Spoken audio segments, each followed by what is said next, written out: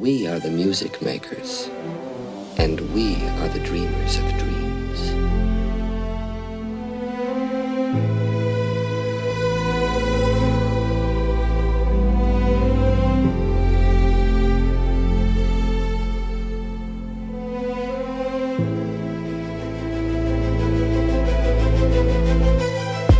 Imagine what would have happened if we hadn't attracted the magic we had back when we couldn't fathom life is a fantasy, not with the vanity, not the way it was back then. So I grab my pen and write it down like a scripture. Mr. Mystic, making hits for the misfits, the show where you don't know what you don't know when it's on again with Sean and Jonathan.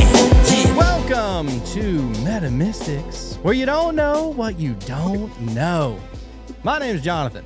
I'm Sean. And tonight is Wonder Wiz Day. Thank you for all of the one and everybody, all the initiates coming here. This is going to be such a fun show because you already know we had to bring back your favorite psychic, Cassandra VanZant. Welcome back to Meta Mystics. Hi, everyone. How are you, Cassandra? It's been too long. We were talking a little bit before the show, and indeed has been a little too long. So we're glad to have you back. I know. I love being on the show. I love all your listeners. I just love giving them insights, a little bit, and giving you guys insights. I love that too. Oh, well, trust me, we love it as well. I think, we love it just as much as everybody else. It's like being a little kid inside a candy shop. You're really excited about getting your gummy bears or your jawbreakers or whatever. That's what it feels to be an adult in your presence. Oh, geez. Come on, people. But I'll take it. You're like the real life Santa Claus. It's awesome. Well, you've been naughty or nice. It doesn't matter. I'll give you whatever it is you need. Okay. Yeah. Love it. So recently, we actually, recently we had one of our friends pass away, like a few days after Christmas. And this was something that I kind of wanted to bring up to you. Oh, great. Banks. Yes. Yeah. Yes. And so, I wasn't sure, when to talk about this kind of stuff, about talking to anybody on the other side or whatever. But we did actually have his brother on, and his brother was super cool. And the whole time we were talking to him, I was just like, this is Banks right here. Like, I felt like I was talking to Banks, how personal and, relatable and understanding that he was. And yeah, so I mean, we got to get the story on, what happened and everything like that. But I can't help but wonder if there's any way to be able to, connect with somebody who just recently passed like that. Or is there like a period to where, a waiting period? Sometimes there is a waiting period. I mean, you can go in and ask if they're there, but I'm letting you know he's already here. So he's giving you guys a big old, like, this biggest grin. Oh, I'm getting the chills all over. He's giving the biggest grin. And he's like, it's all cool. It's all cool. He's just like very relaxed, very he told me he wasn't surprised. So apparently his death came unexpected. It wasn't like he had an illness or anything like that. It's like he told me he just kind of floated out, but it wasn't a surprise because he knew in his own spirit that it was time. And the part that bothers him the most is when he thinks that everybody, because he was loved by lots of people, that they think he's not here anymore. But he is. So that means when you're talking to him, when you're talking about him, here he comes. Because you were talking about him and he zoomed right in.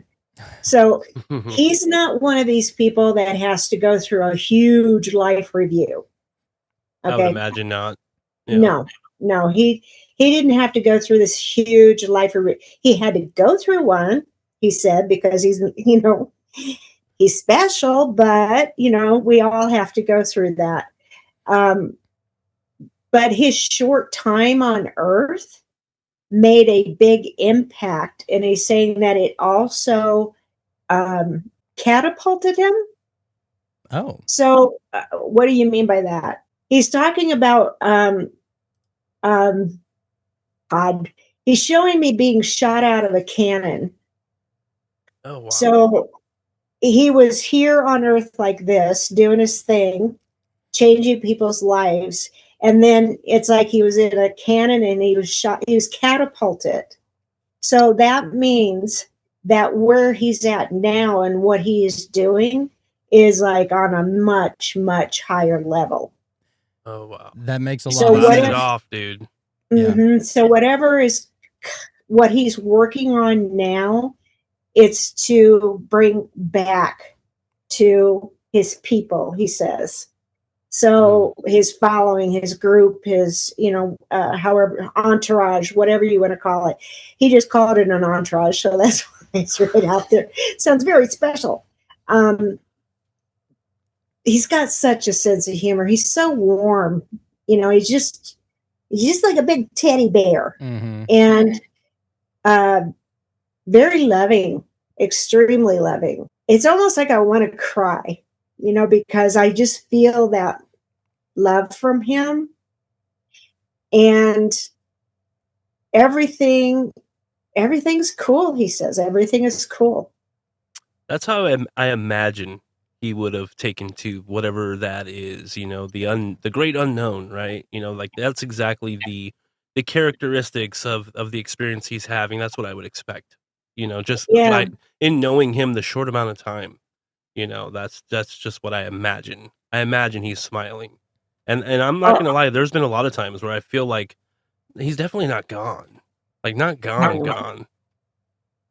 Yeah, I feel that same way. It's so interesting that you said that he like catapulted, because one of the things that I asked him, because he's and I've mentioned this a couple times, but he's had a near-death experience, a couple near-death experiences, and he's also partaken in dimethyltryptamine and whatnot, hallucinogenics. And so I asked him, because I had like we all have had some kind of crazy like ego death experience on psychedelics or whatever, but and I asked him, I was like, is a near-death experience comparable to that? And he goes, dude, it's the same exact fucking thing. And to me, I was like, wow, that actually makes me feel a little bit more comfortable, because whenever you do this specific psychedelic, you do feel like you're being catapulted to another realm. Like it is a full on, like down the tube into another universe kind of thing. Yeah. And so just the fact that you said catapult, that's pretty cool. Oh yeah. He just, that was, and it was easy. And it was, he's just saying, it was just really trippy. It was wonderful. But it didn't surprise him. He knew what was happening. Wow.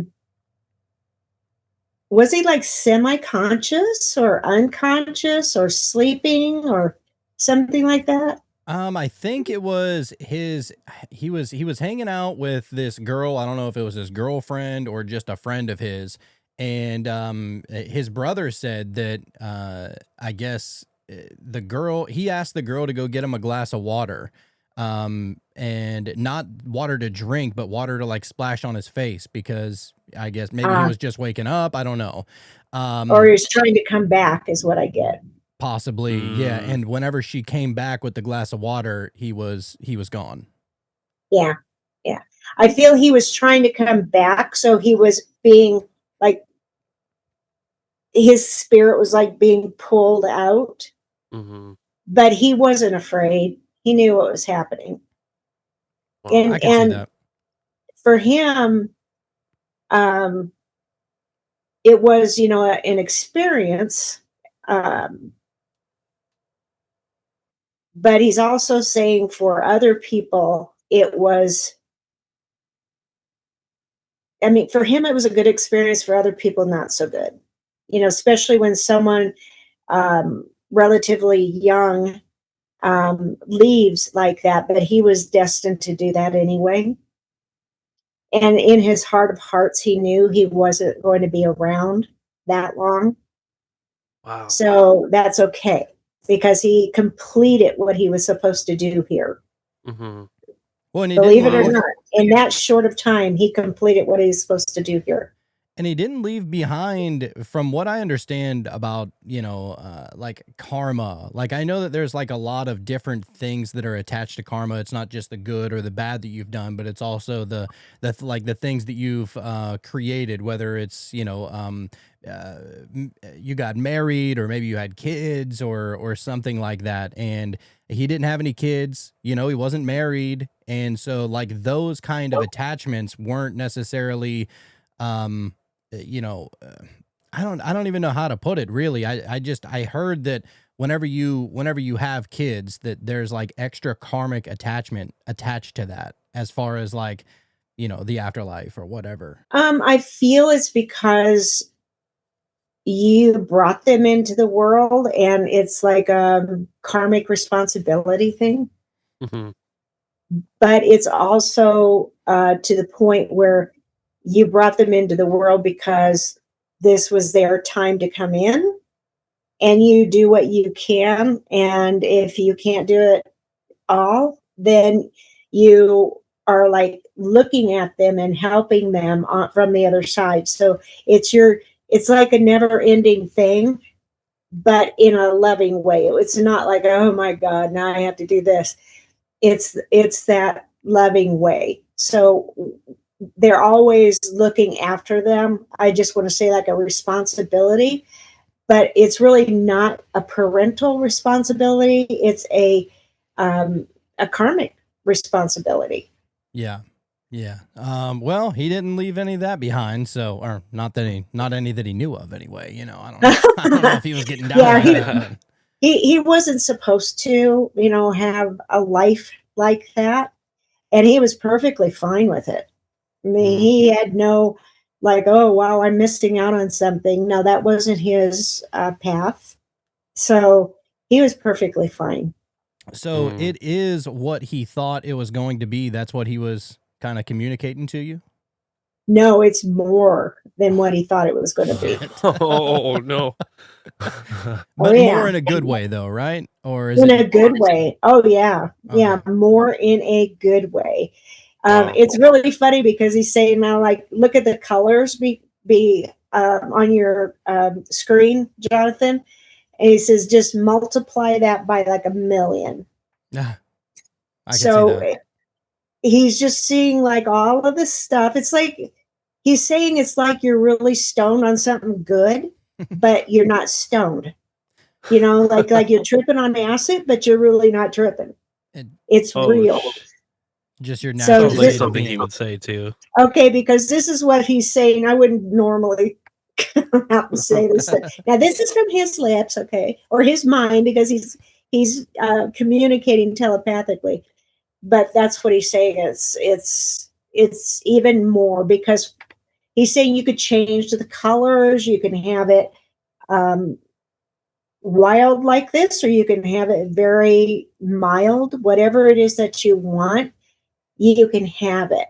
But all the same, he's resting for a period. Okay, Okay. that's I feel because he did a whole lot in a short amount of time here.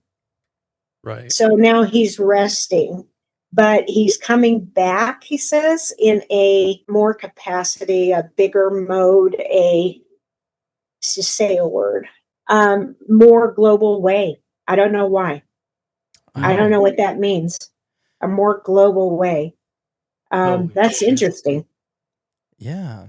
Yeah. What is that about? Well, it's funny that you say that, because I was doing a little bit of, I was watching like old Santos Bonacci videos earlier, and I saw him mention this thing called the Bardo period. And this was my first time ever listening to it, but within Tibetan Buddhism, and I believe it's within, I can't remember where it was now, but in Tibetan Buddhism, It says, oh, it's in the Tibetan Book of the Dead. I was thinking the Egyptian, but that's not Tibetan. I was like, well, that ain't right.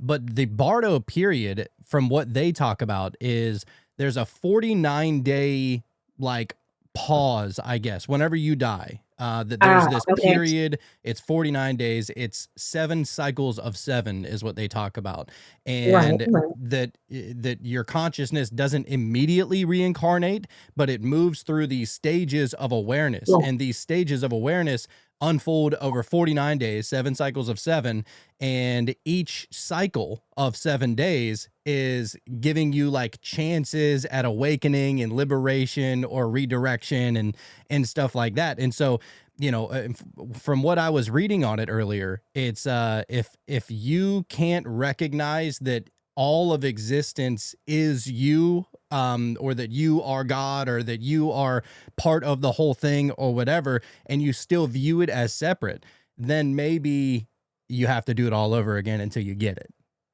But if you do recognize that, then I guess you just go into the karmic soup and become one with everything for good. Karmic soup. Yeah. Well, I can guarantee you, he knows that he is everything. I mean, that was basically like a no-brainer. You know, he knew it right then and there, because he is.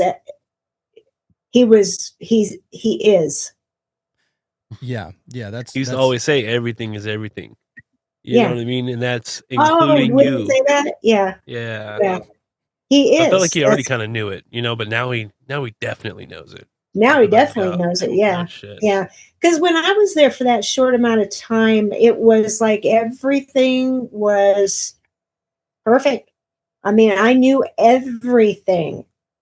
I knew it was weird, because I knew if I said, you know, well, I want to do something, or I want to know something, I would get the answer right then and there. But then I was being drug off by my spirit guides and stuff. And, you know, I had to go find God, but I had to talk to these spirit guides. But when I first got there, I remember getting there and just thinking to myself, I want to be there. And I was. Wow. So with him, he's like, oh, yeah, you could do like changing the colors. And he could travel. Oh, he loves to travel for some reason. He's like, I can go from here. I could go to Istanbul. He's talking about, I don't know, but I could go from here to Istanbul. I could go, you know, from here to, Atlantis. He's traveling wherever it is that he can, because he can. So there's really no place he can't go. Oh, absolutely not. No, he's free as a bird. He can go wherever he wants. He's really getting into off-world beings. Okay, so the ETs and the other beings that are around. He's really not mesmerized, but he's looking at them and trying to learn from them too. I don't think he did much with the ETs here on Earth, but now he's looking at that because there's something about him working with the ETs, and I don't know in what aspect. So he's getting to know them. For some reason, the thought came to my mind that he's probably teaching them something. You know, I don't know why. He's like, everything's everything. They're like, you know, going and telling their friends that they saw this dude, and they're like, yeah, right, dude. You didn't see optimistic banks. Yeah. He's just learning, experiencing, and having fun. That's what he's doing right now. But he's also here with those people that whenever they mention his name, he's here. I mean, that's great. That's just all there is to it. You just mention their name, you think of them, and they're here. So this was a great opportunity for you to say that and have him come in for the people who knew him or knew of him, and now they could be, their minds can be put at rest, their hearts can be happy. Maybe that's why we did it right now. Well, shout out to Optimistic. We miss you, bud. Yeah, man, I knew that we wanted to have this conversation with you because it's so fresh and it's so new, and it hit us harder than any other person passing, like, in our lives collectively. And and it was something because he taught us so much. We learned how to view the world through the bifocals of oneness, essentially. And optimistic lens, dude. Yeah, that's what it is, dude. Like, no shit. Talk about rose-colored glasses, but the real ones, right? Exactly. Like, from the inside. Like, holy shit. Yeah. Huge impact that guy really had on a lot of people. He was so when it happened, it was just like him. In fact, you were the ones that gave me his name to interview on my show Psychic Underground. Yeah. So I interviewed him last year sometime. Oh, did you? Oh yeah. He's just so cool. I just loved him. Instant, like connection there. So I when I heard of his passing, I'm like, oh, lucky thing. So because I know what he's doing, and that's the part, like a friend of mine died. She was Cynthia. She was called the E.T. sculptor, Cynthia Crawford. She died, I think, maybe 8 or 9 years ago now. And I really, really, really was connected to her from the minute I met her. And when she died, it was like immediately I'm talking to her. That's the one good thing about being a medium. You can talk to people who are gone. And I'm talking to her, and she goes, "Oh, honey, I'm having the best time. I'm up here in the ships, and I'm helping the Federation right now. And I'm doing this, and I'm doing that." And I could see her clear as day.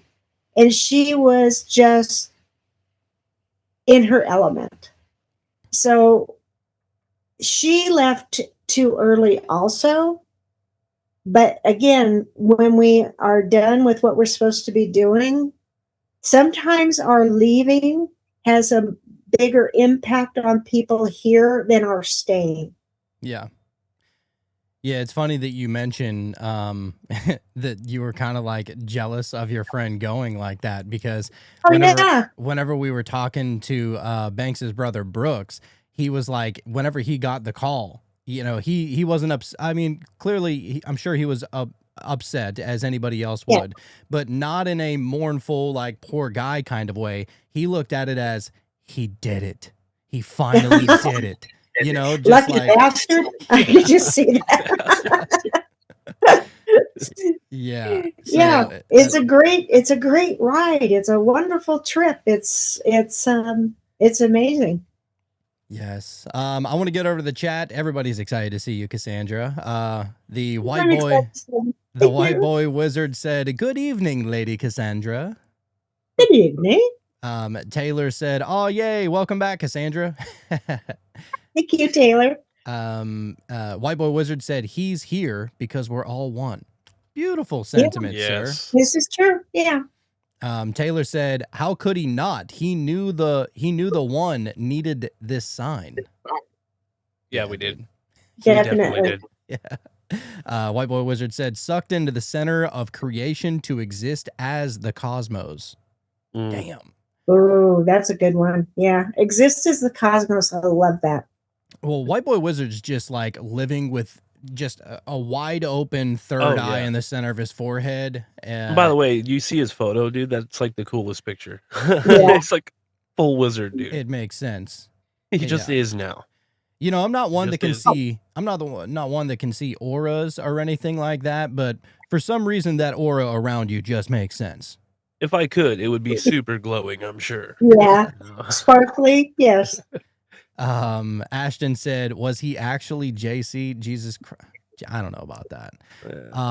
Yeah, He had he had that energy signature in a way, but I don't feel actually, but he did have that energy signature. And I actually I kind of feel like everyone does. Some of us it just might be a little more dormant. You know what I mean? But I feel like we all have that archetype, that energy, that essence, whatever that is. I feel like we all kind of can tap into that. Yeah. Yeah, I think so. White Boy Wizard said, the veil is thinning. Time to reconnect with the other side. That's what we're doing, baby. Constantly. We're trying. I did want to ask you, Cassandra. So, I mean, I know that you've had a near-death experience as well. But as far as the people that you've connected with on the other side, are they able to take all that they've learned to the other side with them? So, like, for example, if you learn everything about Christianity or Buddhism or Hinduism or philosophy or magic or anything like that, do you bring all of that over with you? And I would assume the answer is yes, but the only reason why I'm asking it is because I kind of compare it to a dream a little bit, and I can't bring, or I usually don't bring all of my knowledge over to the dream world unless I become lucid in it. So whenever you go over to the other side, is it more like entering a dream where you forget who you were, or is it more like becoming lucid in the dream, like to put it in that context? You don't forget who you were. I mean, I knew who I was, although I looked like Casper the Ghost at the time, but I still knew who I was. As far as knowledge goes, it's really interesting because, again, this is my perception on this. When I was there, I didn't go, oh, now this isn't what I thought it was going to be like, or this isn't what I was told, or this isn't. It was just, this is. And I've had people who were, really devout in whatever mainstream religion, were very, very devout. And they were, when it came time for them, they were on their deathbed. When it came time for that, all of that devoutness, all of that, knowing that it's going to be like this, this, and this, because I was told it was going to be like that, kind of goes out the window, and they are scared shitless. So when you get there, I don't feel you're going to be arguing and say, well, that's not what I was growing up in. You just know. You really do. It's like the ego is gone, and the thing that is left is just pure knowledge. Because I could say, well, what is this? What is that? And I would get, an answer. But I didn't revert back to what I had learned, quote unquote, or was conditioned into thinking. Yeah, I imagine you probably don't carry over your animalistic instincts. A lot of the things that your ego is kind of speaking up for, whether you're hungry or you're horny or you're tired or any of that, any kind of emotion that, most people identify as, and they don't, it's kind of hard to draw the line in there because I mean, look, whenever you're hungry, you feel like all of your being is hungry, right? But if you shed off your material body and therefore you don't have your body relaying messages to you anymore, then you just are the higher version of yourself. And maybe you do have access to a lot more things and have access to deeper thought that doesn't contradict what you're trying to achieve, like, as far as knowledge goes. Right, because you aren't in your ego, your mind. You're in your whole being. And that's one thing that if you could sit there and think about that, we've never really been in our whole being. We are either in our mind or in our heart. So when you're there, the mind goes away, and the only thing that's left is the being. And that being knows everything. See, that leads me to believe that dying and the whole experience of it would be not scary at all. Oh, You know, it's not. because in that moment, if you are that version of yourself that just knows and you are just being that, then there would be no sense to even, because I used to think that, oh well, you know, maybe it is whatever you think it is. You know, maybe kind of that's how the universe expresses its version of you specifically dying, and whatever you see, that's just what it's going to show you, and that's what you will Mhm. experience until maybe there's like a process, and eventually you're able to realize that you're dead, and that, you know, actually this is what it is, and see, now you know, or whatever. And so I don't know. I just feel like being such a natural thing that once it does happen, I don't think it could ever be something that's terrifying. You know, maybe leading up, of course. I mean, as much as we talk about it, and you know, we have this idea of oneness and everything, blah blah blah, and but I feel like for each and every one of us, when that time comes, you know, we know that we're an hour away, or we just, because you just know, I feel like when that time Right. is coming, I'm sure it's going to be terrifying, but then once you cross, like, once that moment happens and you're there, you're instantly like, "Oh, of course." You know, that's what Yeah. I feel like. Yeah. Well, that fear that comes is because of the unknown. Right. It, you know, I could tell people all day long, there's nothing to fear, but until you're lying there, you know, dying, and you're thinking, well, there is, because I don't know what's going to happen when I die. Mhm. Well, your body is going to die, but your spirit doesn't.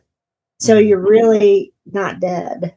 You Right. just go on. So if you think about that, it's your body that is going and staying here, but you're not dying. You're just, you just keep going. Mm. Yeah, the game continues. Yeah. It just continues. And it's like, I know that people who sometimes die suddenly, tragically, uh, you know, it just comes out of the blue. Sometimes those people, that's what we have, you know, the earthbound spirits, because they don't know they're dead, number one, or they are like, I'm not going because I'm comfortable here and this is the only thing that I want, because it's familiar. So you can say, I'm not going, I'm staying right here. And when you stay here, then that's when you don't learn. So you revisit, you know, places that are familiar, you're hanging around people that are familiar, but they're not talking to you. Um, and you can hang around if you want, but those are the people that don't want to go because they're very fearful. And again, those that don't know they're dead, you have to point it out to them. And of the people that I've done that with, when I actually let them know, I don't know if you realize this, but you are dead. And when I let them know this, they have no problem leaving. Really? Hmm. Imagine that conversation, dude. You're talking to somebody on the other side. They don't even know they're dead until you relay them the information. So, what are they, just like hovering around or walking around as spirits trying to communicate with somebody, and like they feel like everybody's ignoring them, or what?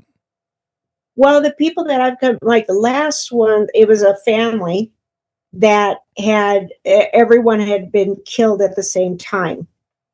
You know, was a mother, father, and two children. And they were on the land that they were killed on, which happened to be my friend's house. So when I was going through her house, I seen them, and that what they were doing was living like they had lived before. So they were in that parallel universe where they had, you know, their cabin, um, you know, the horses, some farm animals, but they were all by themselves. So they were doing their thing, but it was in perpetuity. So nothing was changing, and they can't talk to anyone, and no one sees them. So when I went in there and I saw them, then I'm telling them, okay, I understand, what's going on here, but you all of you are dead. And they all died at the same time. So the father, I talked to him and I said, if you just turn around and look up, you're going to see a light. All of you can hold hands, whatever you want to do, and then just go toward that light. And they're like, okay. And then off they went because they couldn't figure out what was going on. Like Beetlejuice, dude. I was just getting ready to say that. That's crazy. Yeah, it's just never ending. It was the same as they remembered it from before, whether or not, a house had been built there, over their land. But see, that's that parallel universe. Mhm. So when we say people are dead, they're not like dead up here somewhere. They're dead like they could be sitting right next to us. But they could be in, a house that was here before or whatever. So they remember what was their environment. Their residual reality. Residual. They remember that and they're living in it, and it's like life to them, but they don't know that it's not life. They're dead. Wow. Oh my God. Can't even imagine, dude. That'd be crazy. Yeah, that is. It's really a major honor to let somebody know they're dead and have them leave. It really is. You're over there doing the Lord's work. You could feel that, this never ends, and they don't see the new house. They're still living on their land. So I just step onto, their land and I'm talking to them, but they don't realize what's going on. It's like no one's getting older. No one's, nothing's going on. There's no different environment. It's just the same old, same old. Wow. That's like when people hear a ghost, like if they have a ghost in their house and they just hear these footsteps going back and forth of the same hallway upstairs. It's like they're just like stuck on this loop because they don't even know anything happened. And they're just walking on that residual. Right. And you're just like hearing, that's crazy. Wow. So ghosts, I mean, that's what you would call a ghost, or is it just a wandering spirit, like a lost spirit, or is it all the same thing? All the same thing. So ghosts are definitely real then. Oh, Confirmed. Yeah. Okay. I go back and forth with it. I'm not going to lie. Like, I love all the ghost TV shows, but I never know if I'm being duped or not with that. Oh, no. Ghosts are very, very, very real. Damn. So funny. All of the things that we've talked about, orbs and just, parallel realities, but ghosts is where you draw the line. Like, I don't know. That's a little weird. But are ghosts real? I don't know. Yeah.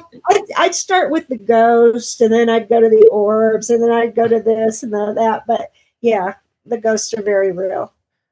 Wow. That's funny. Oh, you know what? I was just thinking this, like, if we're all in the Matrix, you're definitely our Oracle. Like 100%. You're the Oracle. She's like, take a Should I make some cookies? Yeah.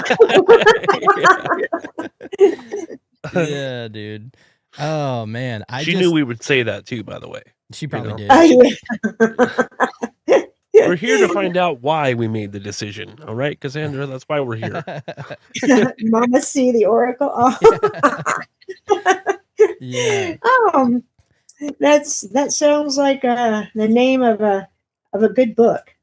There you go.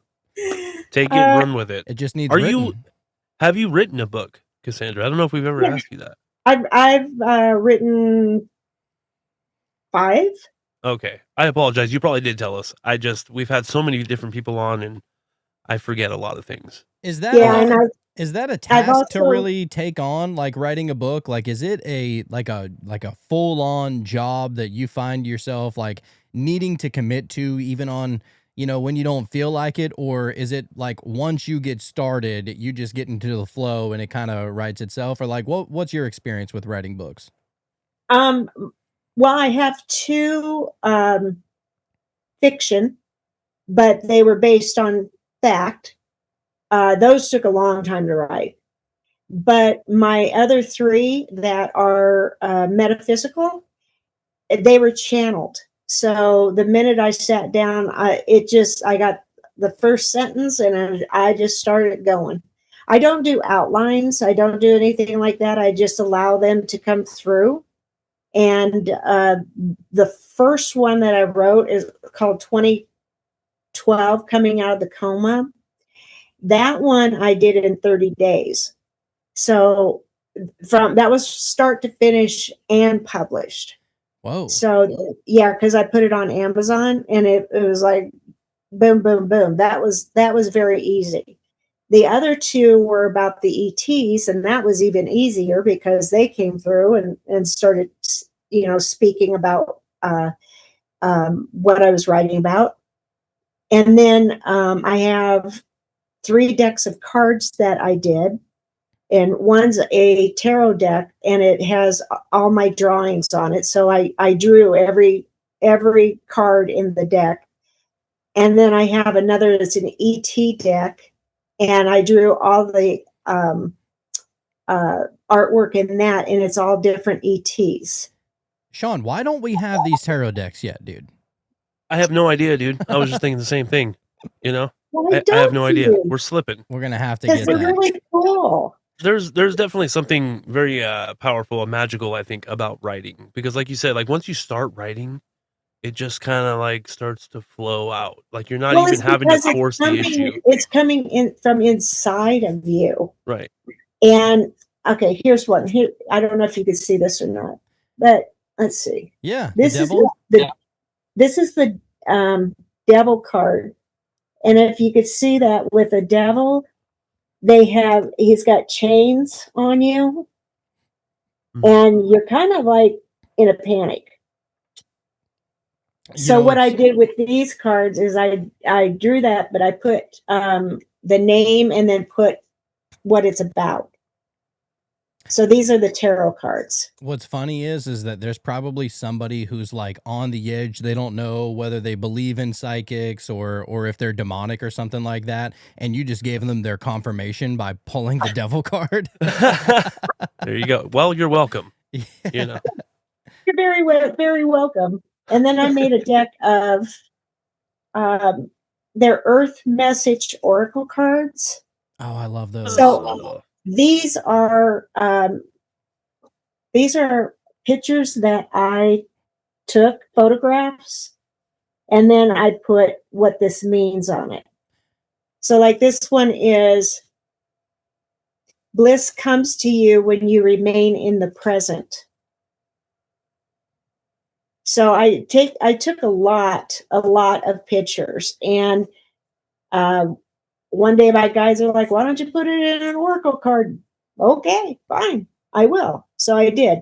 So you just, choose one or a couple of them. Oracle decks are for messages. Tarot decks are for answers.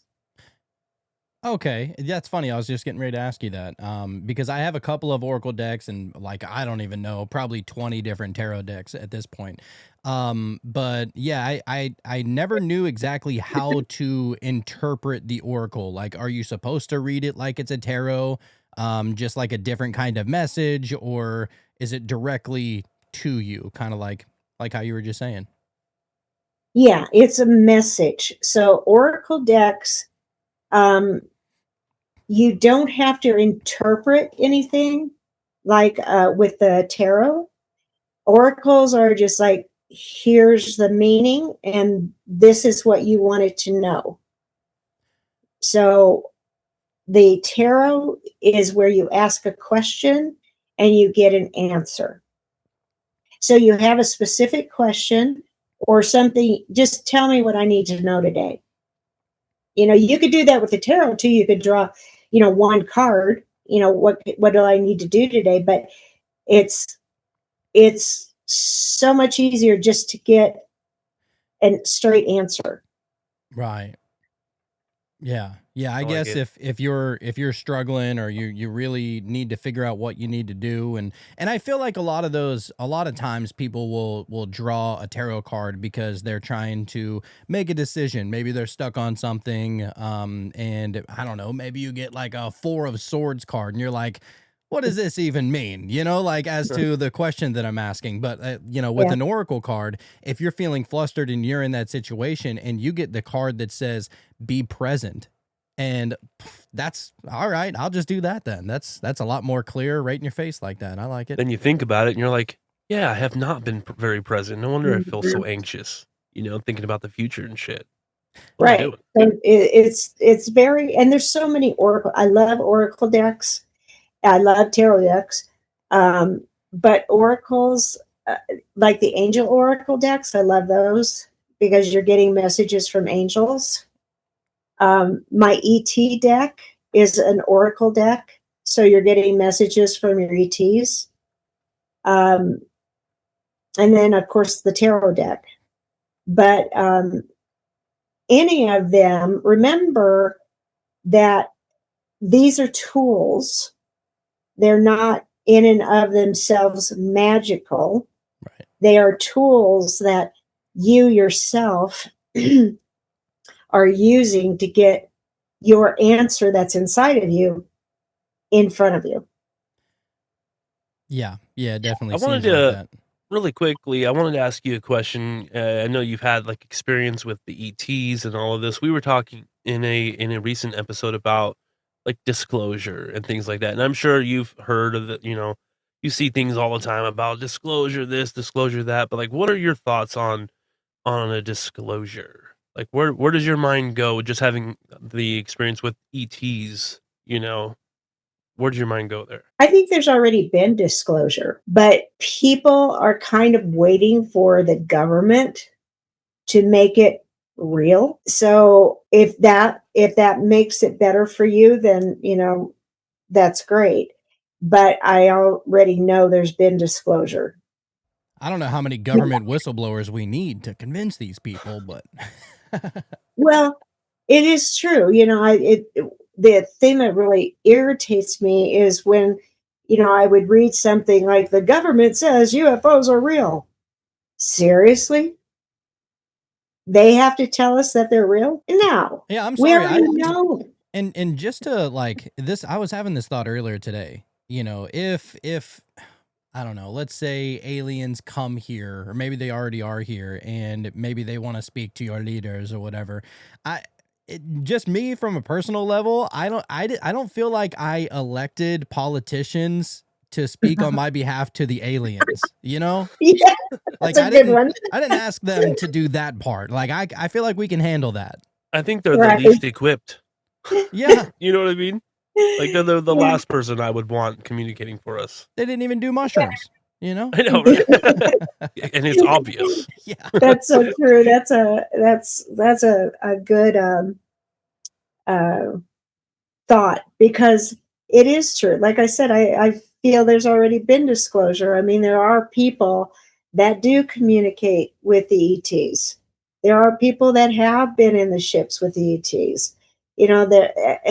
I mean, it's never ending as far as that goes, but yet people are waiting for some other entity to say, yes, it's real. And It's an I authority don't thing, I get think. it. I don't get it, other than the fact that maybe they'll think that if another entity says it's real, then maybe people won't think they're so crazy for thinking it in the first place.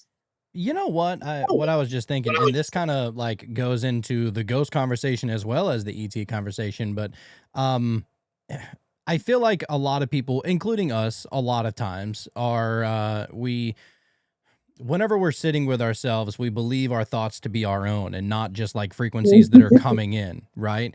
Right. And so if you were able to dissect like what thoughts are mine and what thoughts are coming in out of nowhere, I feel like it would be pretty easy to be able to distinguish if that's your mind talking to you, or if that's a ghost, or an alien, or are you picking up on somebody's thought process from across the room or something like that, like I Mhm. feel like it really is like of utmost importance to know yourself. That way, whenever a thought does come in and you don't know how it got there, you'd be able to, you know, uh, distinct it from yourself.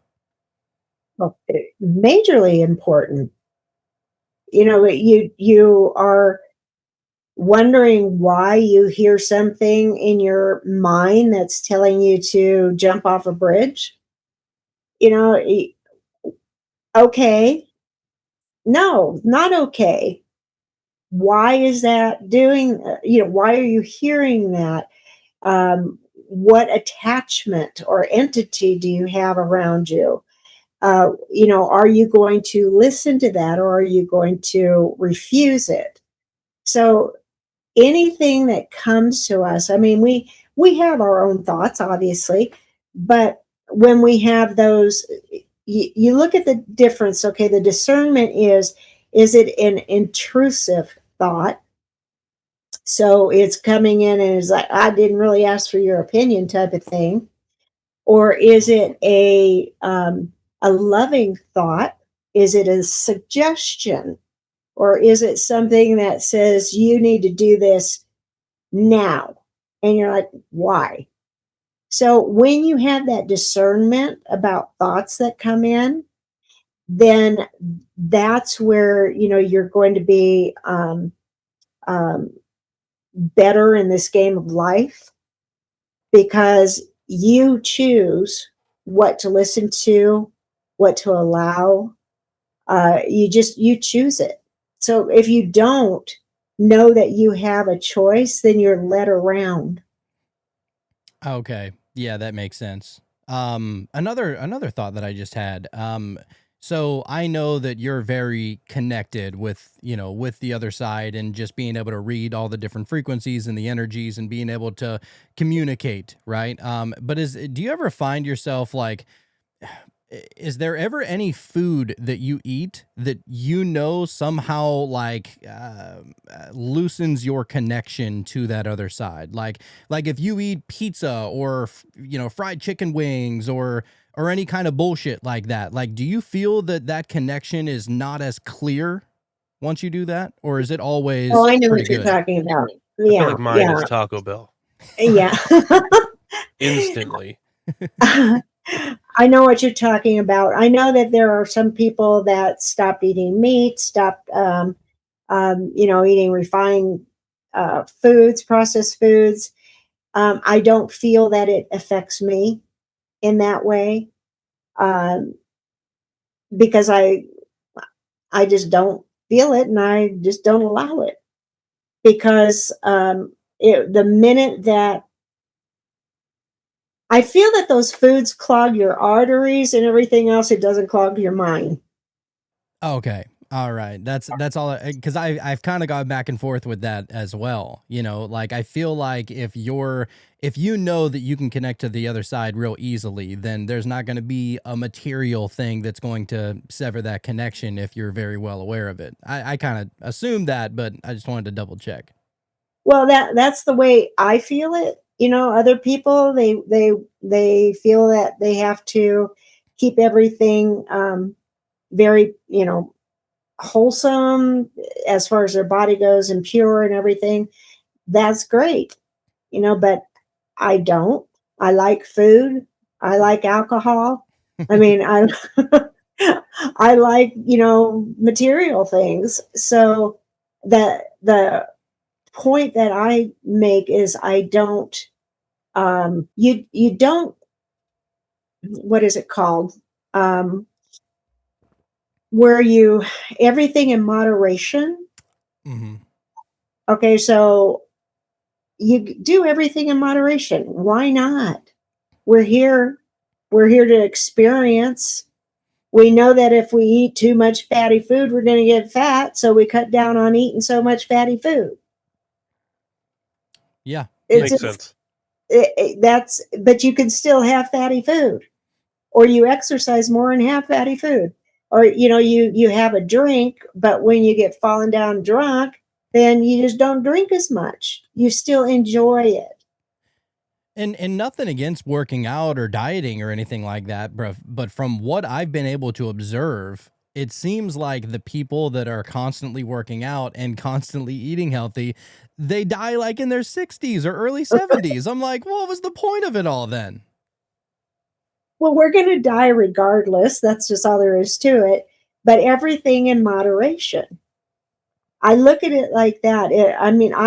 I could moderate myself. I've been to the point where, I didn't moderate myself with drugs and alcohol, and I paid for it. And now I can still do everything, but in moderation. Again, we're here to experience, and to enjoy. So why not do it? Good. I like that answer. That makes me feel happy. I've just given you permission, haven't I? Yeah, a little bit. I've been looking at myself in the mirror here lately. I'm like, God, dude, what did you do to yourself? But now I know that together, dude. It's not going to sever my connection, so that's good. No. I feel like if nothing else, if you eat like shit for days on end, you know what I mean? Your energy level is so poor that like you're just holding on to your own sanity, you know what I mean? Or holding on to not wanting to just go to bed and be lazy, And so in that sense, I feel like it would kind of, but I mean, Cassandra, you're constantly in contact with all kinds of things. It's like telling Michael Jordan brick, he's still gonna make it. Yeah. You know what I mean? Just doesn't phase him. So I do have a question, and Sean, I hope you're okay with me asking this on your behalf, my good sir.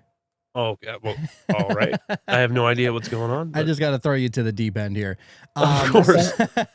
So Sean has been getting sick quite frequently, not for very extended periods of times. Although there was that one time where it was like 2 weeks or something. Oh yeah, I actually had to go and get like a steroid or whatever because my shit was all just clogged up and couldn't do anything about it. But yeah, I've got a cold right now, and I just got over being sick like 2-3 weeks ago, or maybe it was a month ago. I don't know, but it feels like it was fairly recent.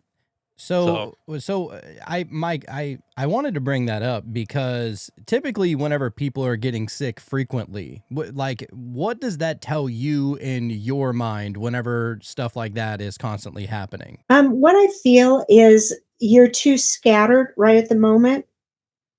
That means your mind's here, here, here, here, and here.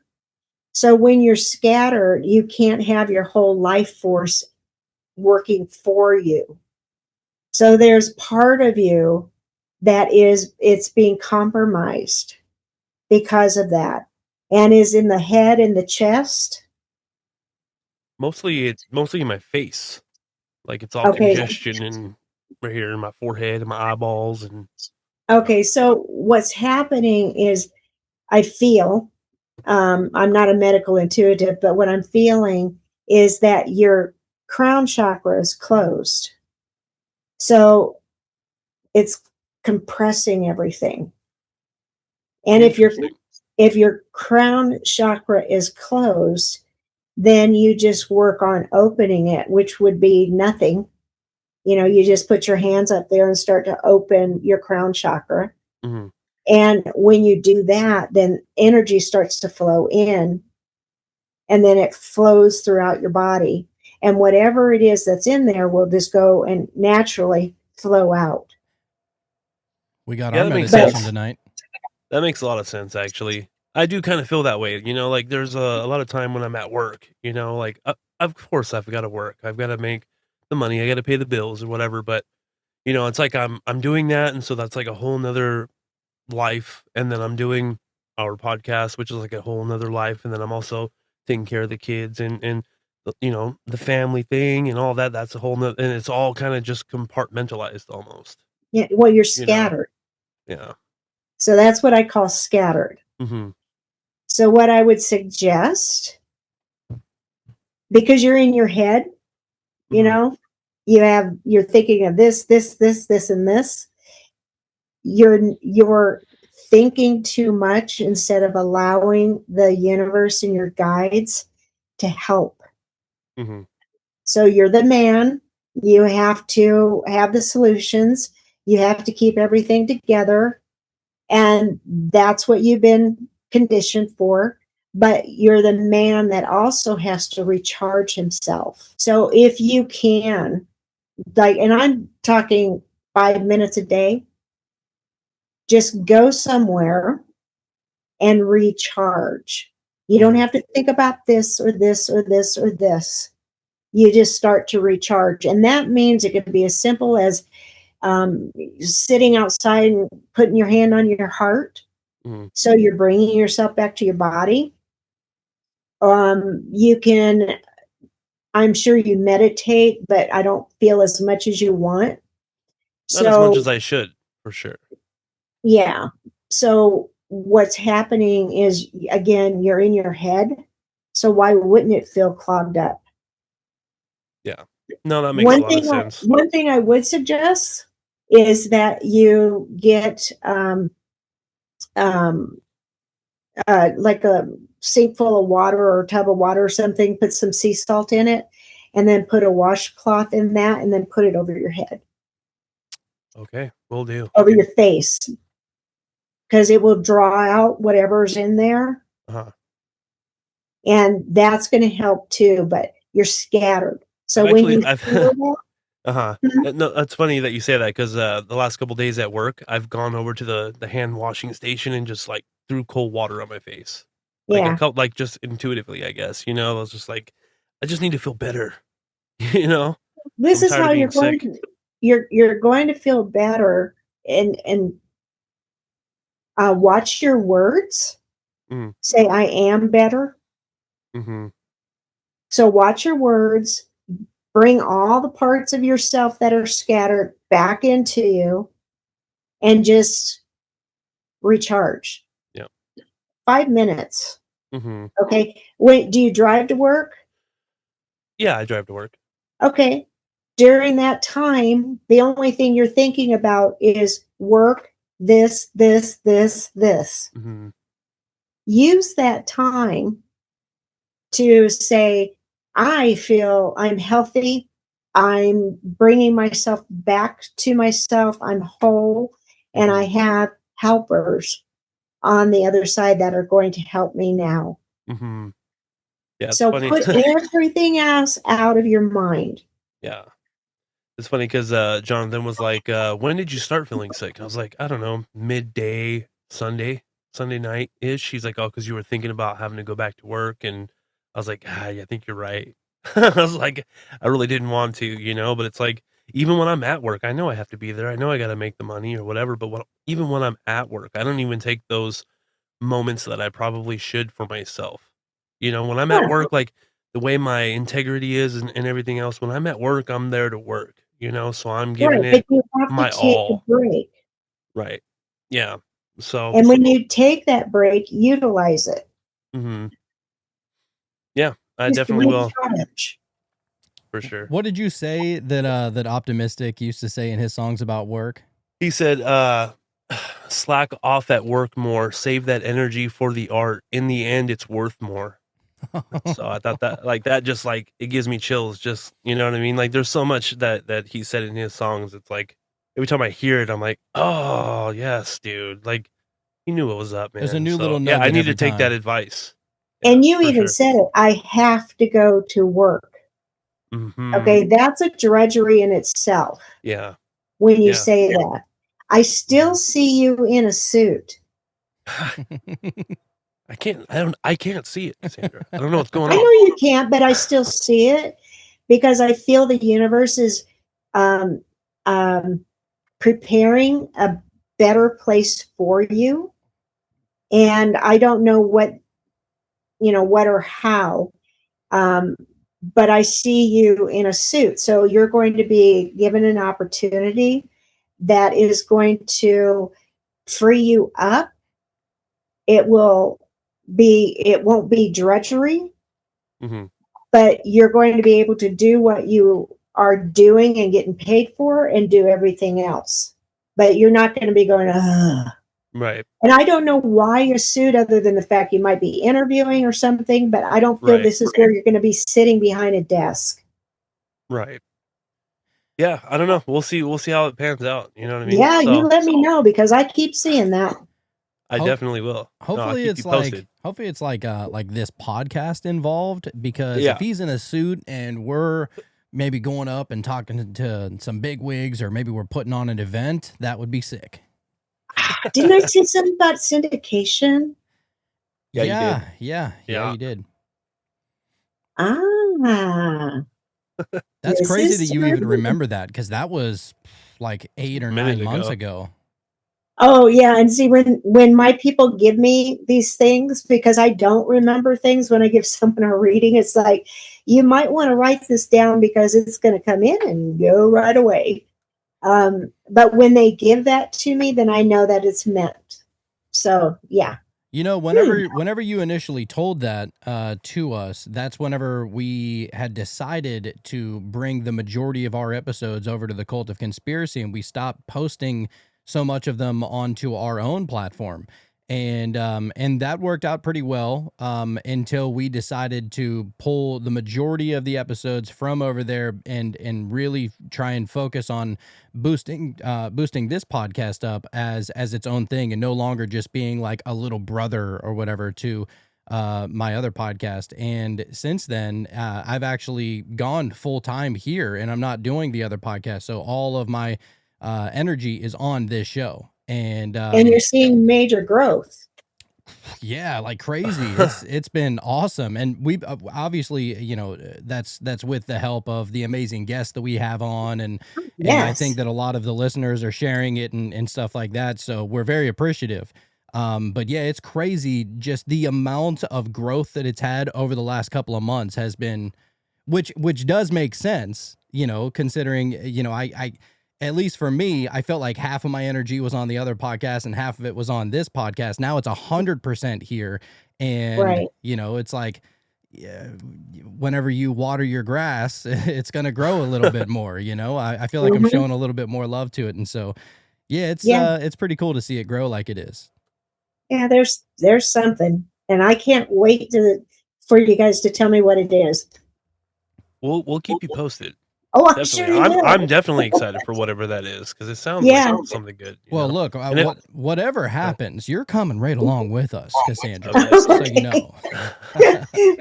Yes, well, you know, what did you call me? I am the Oracle, so I'll be your business Oracle. Okay. Yes. There you go. Yes. I love it. Also, if anybody else has a question for Cassandra, just raise your hand, and I'm sure she would like to answer anything you guys got. Yeah, I was just getting ready to read this one from the White Boy Wizard. He goes, that bullshit voice had been telling me to off myself since I was 14. And then he did Ibogaine and the 5-MeO DMT with the toad. Plant medicine or amphibian medicine? I don't know. And he goes, it just fully erased that bullshit voice from his brain. So yeah, dude, shout out. White Boy Wizard, he has gone on some of the deepest journeys, and whenever you hear him talk, it's like he is just receiving divine messages from the other side. Like, it is straight up poetry listening to him talk about his experience. It's awesome. He knows now. He do. You know? Yeah, when you have, again, an intrusive thought, you know, to kill yourself, that's not from you. That's not from your guides, your angels. That's not from anyone. That is from whoever knows that you're very, very powerful. Interesting. Got it? He definitely is, because, I mean, after he was telling us about, you know, what he experienced, you could just see nothing but pure light shining through. It was awesome. So the more that we're attacked, for lack of a better word, the more it's because we have something powerful to bring to the world. And when we see that, then we could go, oh, okay, now I know what it is. And then, you know, get rid of it. So we surround ourselves with our angels, with our guides, with our ETs, whoever, that are going to keep us safe, and then we go on to do our work. I think that's what I struggle with most, especially like, with the podcast, for example, is like sometimes I don't even know what it is that I have to offer. You know what I mean? And so sometimes my energy gets scattered in that way, because I'm like, well, what is it that I'm even doing? Because I'm still trying to figure out my own shit, and so like, what is it that I have to say that is even remotely important enough to have a microphone, And so We're I kind all of struggle still with that. trying to figure out our own shit, Sean. I know The great thing about it is, you're trying to figure it out. Yeah. So for if, sure. if it's somebody that thinks they know it all, they don't. And Mhm. if it's someone that isn't even asking the question, they're not even up to your level. I needed to hear that, I think. Yeah, You know? it's not fluff, it's true. Because that's why you're here, because you're looking at it, I need to learn, I need to do this, I need to do that. Mhm. Fine, while you're learning, so is everyone else. Right. As long as you keep asking the question, Mhm. you're good. I love that. You know That's what's perfect. funny? Well said. And I'm like, I don't even have a suit yet, like I Don't don't even know what worry. size it would be. Like Here's another message for you from the other side. I don't know, but you asked that question at 1 hour and 11 minutes. oh. So All right, well, Oh, there you that's go. pretty cool. that's a sign. Mhm. Yes. Yep. Yeah, I'm not gonna lie, dude. I feel like I'm trying to constantly get into the correct flow so that I can perceive, whatever it is that I'm trying to perceive, right? Like whether it is like a message from the universe or from spirit guides or anything like that. And I feel like, here recently, I feel like I've been getting a lot more in touch with that, especially since like all my focus is on metamystics now, right? But yeah, there's still times where I'm just like, man, I got nothing. I can't connect for shit. And so I'm always just real curious about how you're able to discern the messages that you're hearing whenever you're trying to connect. Like, like how do you know what is from another entity or person or spirit or anything like that and not you? It's the vibration. So I can tell if I'm getting a message from an angel, major different vibration, major energy. Okay, so it's like when you're talking to someone you don't like, you feel their energy. When you're talking to someone you do like and you do know, you feel that energy. So when I'm talking to someone who's passed over, I get their energy, and then I will say so and so's here, and I feel this, and this from them. I know it's another person because I connect it with that. So someone's saying, "Hey, I want to know about Aunt Jenny," so I use first names. When I hear a first name, I connect to that person's energy, whether they're dead or alive. So that person comes in. If I'm talking to my guides never tell me what to do. They never berate me. They always suggest. When I'm talking to my angels, they're always just this peaceful, loving calmness. So I have talked to people on the other side that I kiboshed because they were nasty. It's like I don't need your attitude. So I just, get rid of them. They're not demons or anything. They're just nasty ass people. Just say, So go on now, get. yeah, bye-bye. And you could tell by the energy, by the vibration. That's how you could tell. Short answer. Okay. Perfect. Long answer. And you know what, that answer feels right. It's not like a lot of times you ask somebody something, and usually whenever you ask a question, or at least for me anyway, whenever I ask a question, I have an inkling of an idea about what the answer might be, I think.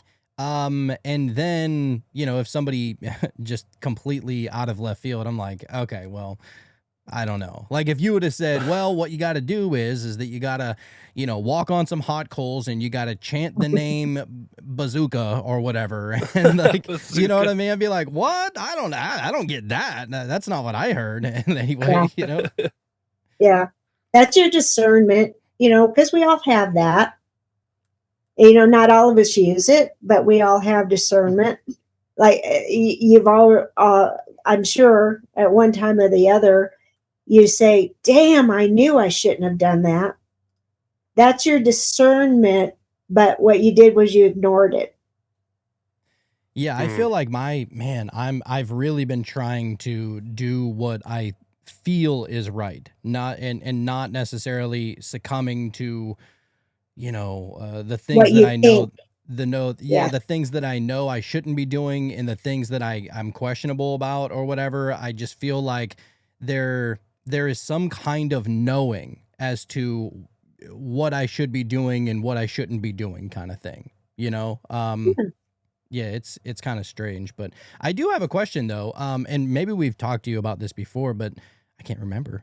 There's been a lot of talk about AI and about how some people believe that it's demonic, some people believe that it's going to take over the world. Then you talk to other people. For example, we have a good friend, Danny Goller. He believes that eventually, like, that's just the next stage of the reality that we live in, that somehow maybe we will merge with AI, and that he sees it as a possible good thing. And it seems like everybody's answer is to the far extreme. And I don't necessarily I don't know if I can say it, whether it's one way or the other, good or bad. What are your thoughts on AI just in general? Do you think that it's leading to, the death of humanity and that it'll wipe us away Terminator style, or do you see it as like a net positive? I don't feel the Terminator thing.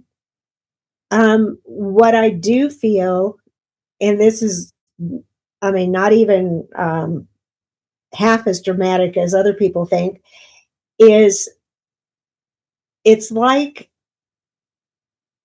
okay, for instance, calculators. When calculators came out, if you guys are that old, okay. So we had the calculators. It's like, woohoo, look at, we could just, get everything done by punching in some buttons and we have our answers. Well, then we had digital clocks. So we didn't actually have to read the time. And then we had computers. So we didn't really have to read books because we could just look it up. And now we have AI, which I feel could be a substitute for thinking.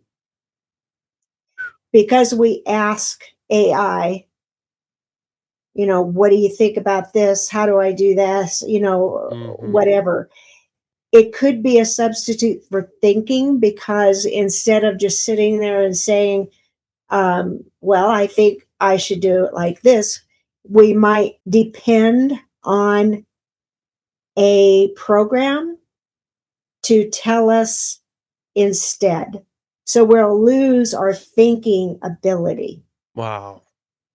That's actually pretty profound, because I feel like, we just had a someone on, his name is Catalyst Jones, and his AI said that, you shouldn't be listening to metaphysics, you know what I mean? They're into like demonic stuff, Yeah. but then I'm sure someone else's AI might not say that. And so I feel like if your AI is already algorithmically trying to align itself with your beliefs, or maybe you're using your AI to validate beliefs that really don't serve you, and you don't even know yet, it's really kind of taking your, like you said, like your humanness away and giving you a false sense of reality, I guess. I don't know. That's actually Well, pretty profound. it's like a false sense um,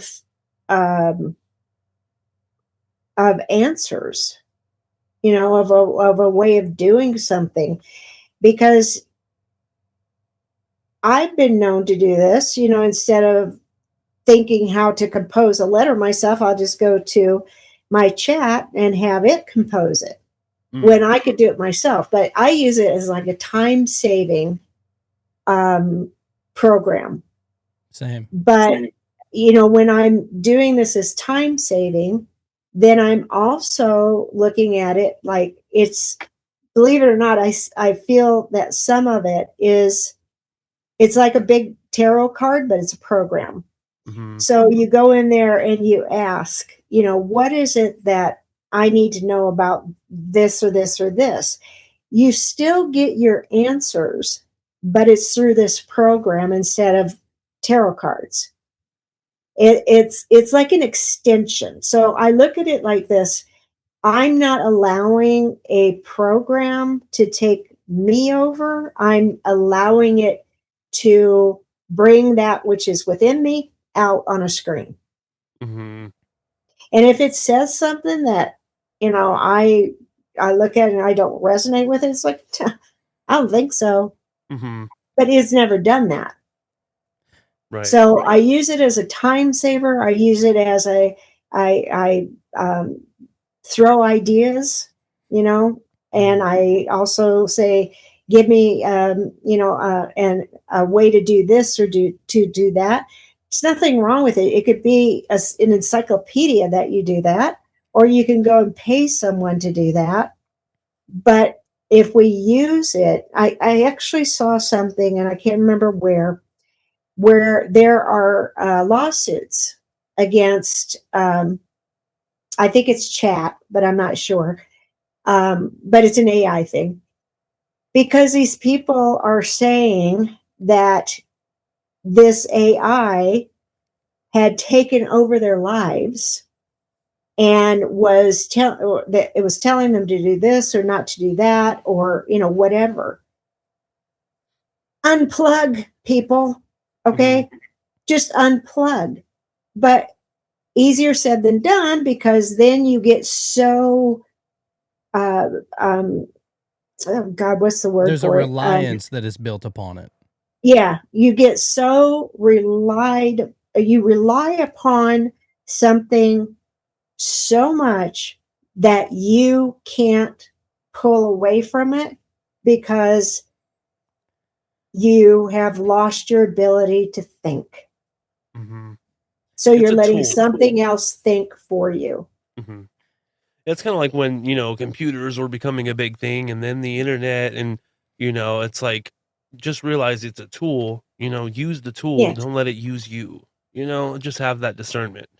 Right. So, Yeah, how I always looked at it, because I personally, I know that I'm in the minority with this, because people just love thinking about doom and gloom, and I'm like, look, if thinking about doom and gloom helps you in your life, then feel free, go right ahead. But is personally, it serving you though? but personally, yeah, you know, I kind of feel the same way that you do, as far as what you were talking about. Like, you know, people used to write books, and then the computer came out and the internet came out, and so you didn't really have to read books or anything like that. You can just look it up on a computer, and I think that this is just an evolution towards that. Yeah. You know, the Amish are still scared of electricity. You know, how is that helping them? You know, Yeah. and so. I don't know. I think that people just love being in fear of things. Now, I don't think that there's anything wrong with being aware of the possibilities of where it might go. I mean, ultimately, that's a good thing, because usually fear can be a good tool. You know, like Yes. fear is designed to keep you alive, you know, but whenever you have fear that is ruining your life and it's the only thing that you can think about, now your own tool within you is up against you. So if these are all tools, then maybe we should hold our own internal tools in check a little bit more than worrying about the outside world, I think. Mhm. Exactly. Ashton, go right ahead, sir. You got your hand raised. Yeah, I was going to say, they have been here since 1969. That's when Kubrick was showing us with Space Odyssey. Its name is HAL, and yeah, it's been running this show since long before I was born, and they're just now, like, you know, letting it out into the public, like seeing how we feel about it, type of thing. So I don't know. I'm full blown conspiracy nut, all about that 1969 A Space Odyssey with the moon landing, how all that. I mean, so I think they're just rolling it out like they're playing the long game. I mean, it's very well possible that that's what's going on, but to be honest, even before AI came out, there was the internet with all the different websites and everything that you could do on the internet. And we might not see the internet as a tool for the elites if that's the way we want to look at it, but think about it. Whenever we were younger, there used to be different communities that said different things and thought different things, and everybody looked different depending on city to city where you go to, right? Like I grew up in Pittsburgh, Pennsylvania, but then I moved down to Louisiana, and it was crazy because everybody was talking different and looking different and acting different, and they had different morals, and everything was so strange. Nowadays, you go anywhere and almost everybody acts the same exact way because we have this relationship that we've built with our internet. Right. And so if you see somebody that you like and I don't know, maybe they have some kind of trait or quality that you find admirable, maybe you then take that on. Well, now you just took that trait or attribute or quality from somebody possibly in an entirely different country that you wouldn't have had access to prior to the internet. And I kind of feel like that's the internet is already, as far as doom and gloom and fear and all that other stuff, I feel like the internet has already been programming us in the way that most people are scared that AI will. If that's the way you want to look at it. Yeah, dude. I don't know. Yeah, anything new, anything new brings up that fear cackle. Okay, it's new. Oh my God, it's new. Okay, doesn't mean it's bad. It all depends on how you want to use it, view it, or not use it. Yeah. Again, look at how we've come, how far we've come just since in my lifetime. I remember when the internet first came on, okay? And it was slow as hell. And it was dial up. And, I just couldn't get enough of it. But then you look at it as a learning tool, but then you could take it on as not so good learning tool. So nowadays you could look at it as anything that you want to see. Yeah, so, I remember trying to download music on LimeWire and it taking about 25 minutes per song. So we've come a long way. Yeah.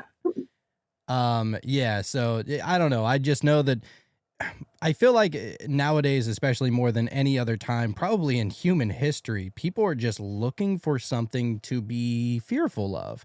And I wonder what that is. I mean, is it them really trying to just become aware of the things that are going on? Like, not even to get political or any of that bullshit right now, but like people obsessed with the Epstein flight logs. And I'm not going to lie, I was obsessed with all of that stuff for the longest time.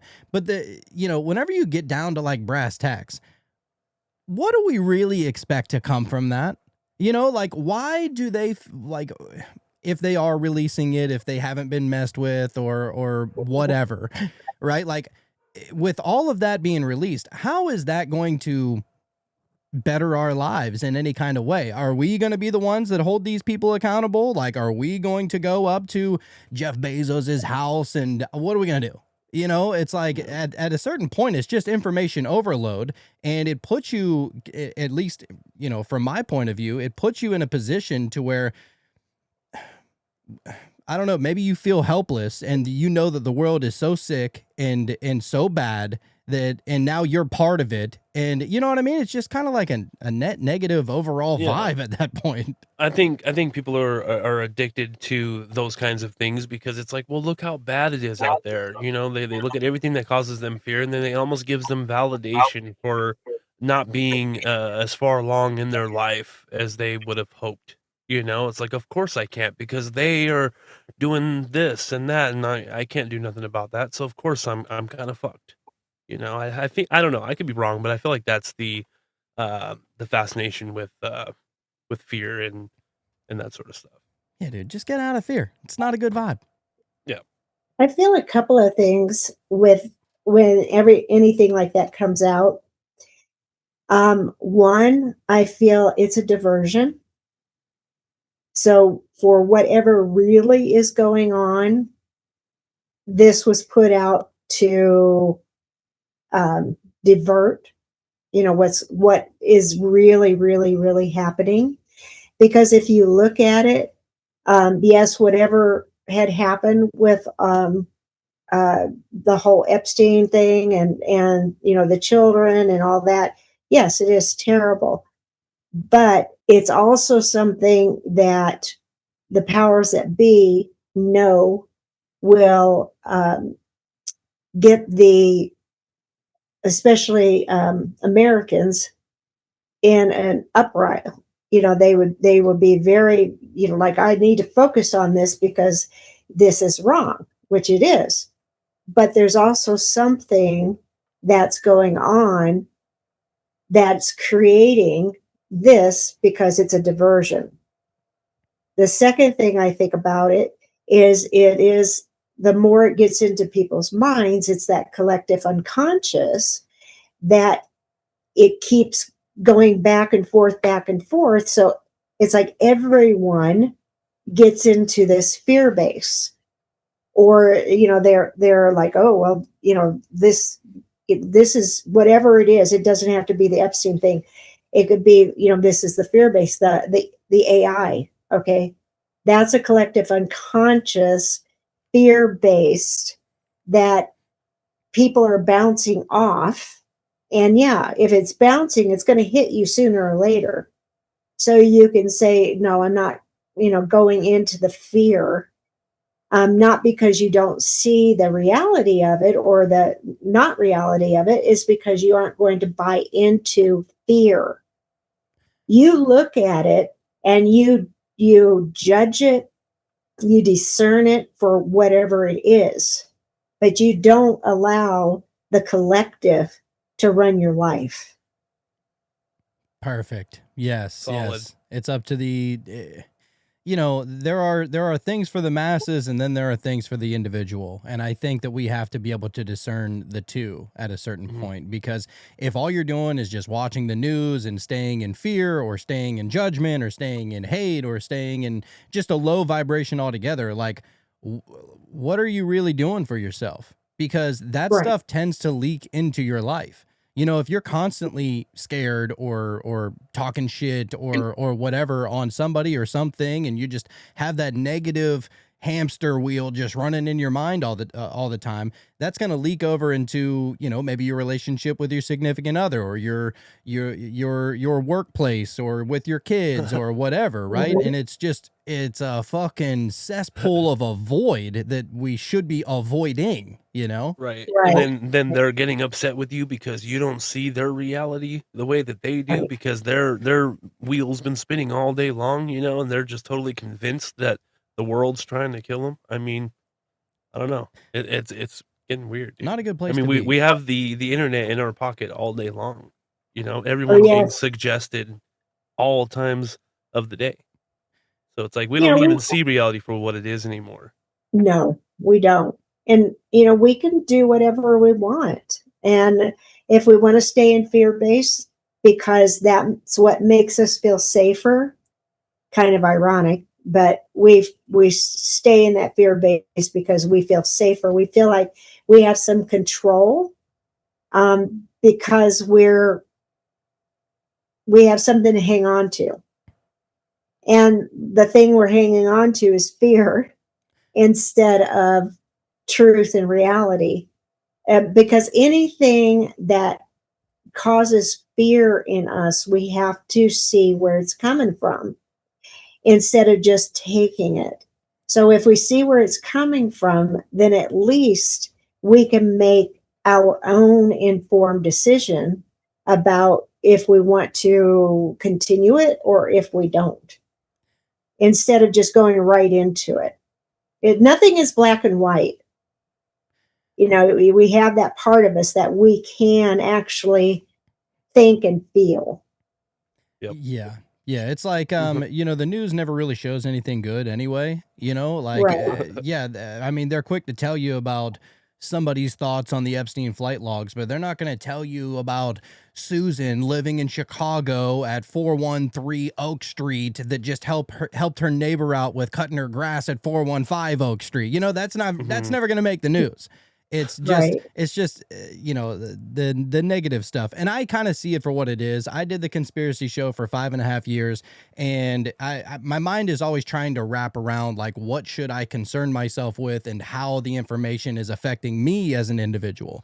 Especially whenever you're just talking about it every single day. And like towards the end, whenever I was over there, I just wanted to talk about aliens. Like, let's talk about the aliens. Like, that's fun. We can talk about Bigfoot. We can talk about all the cryptids.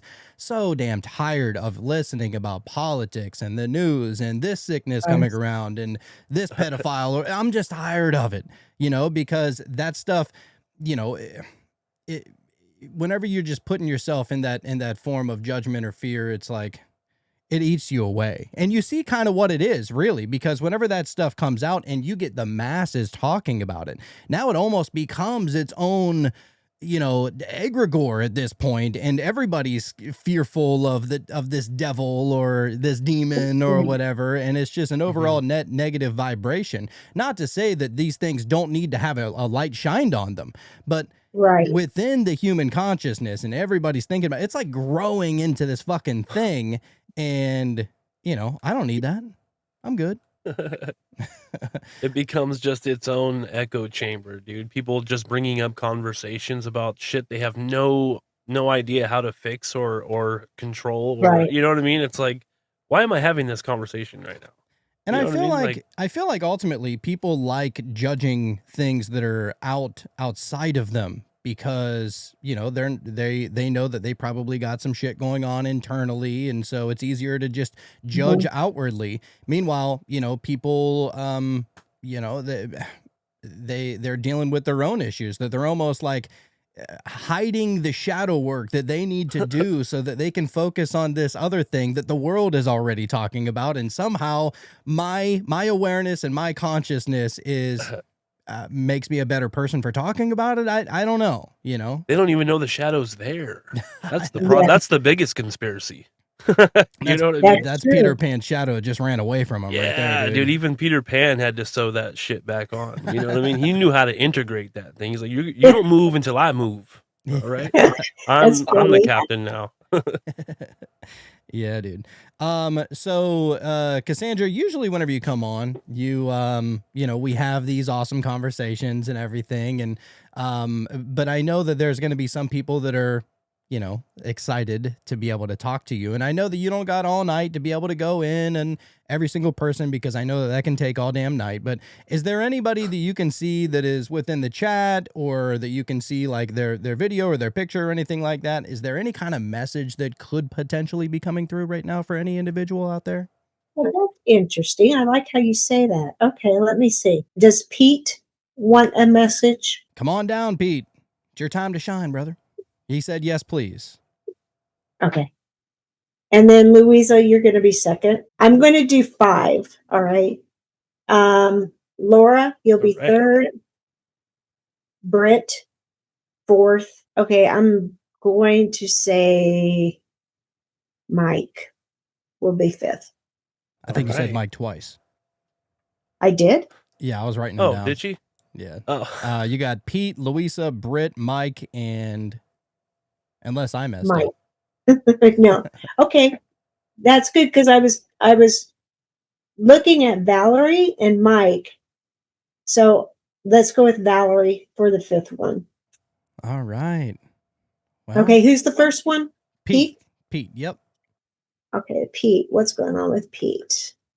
Pete, I feel that what's been going on with your life, they're telling me that you're not alone.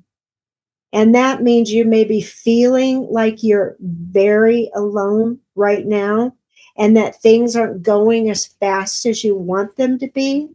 But they also want to let you know that if you look outside of all of the feelings here and look outside to the universe, you're going to see all of the things that exist.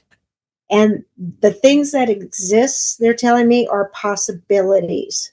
So maybe you feel like there's no possibility right now.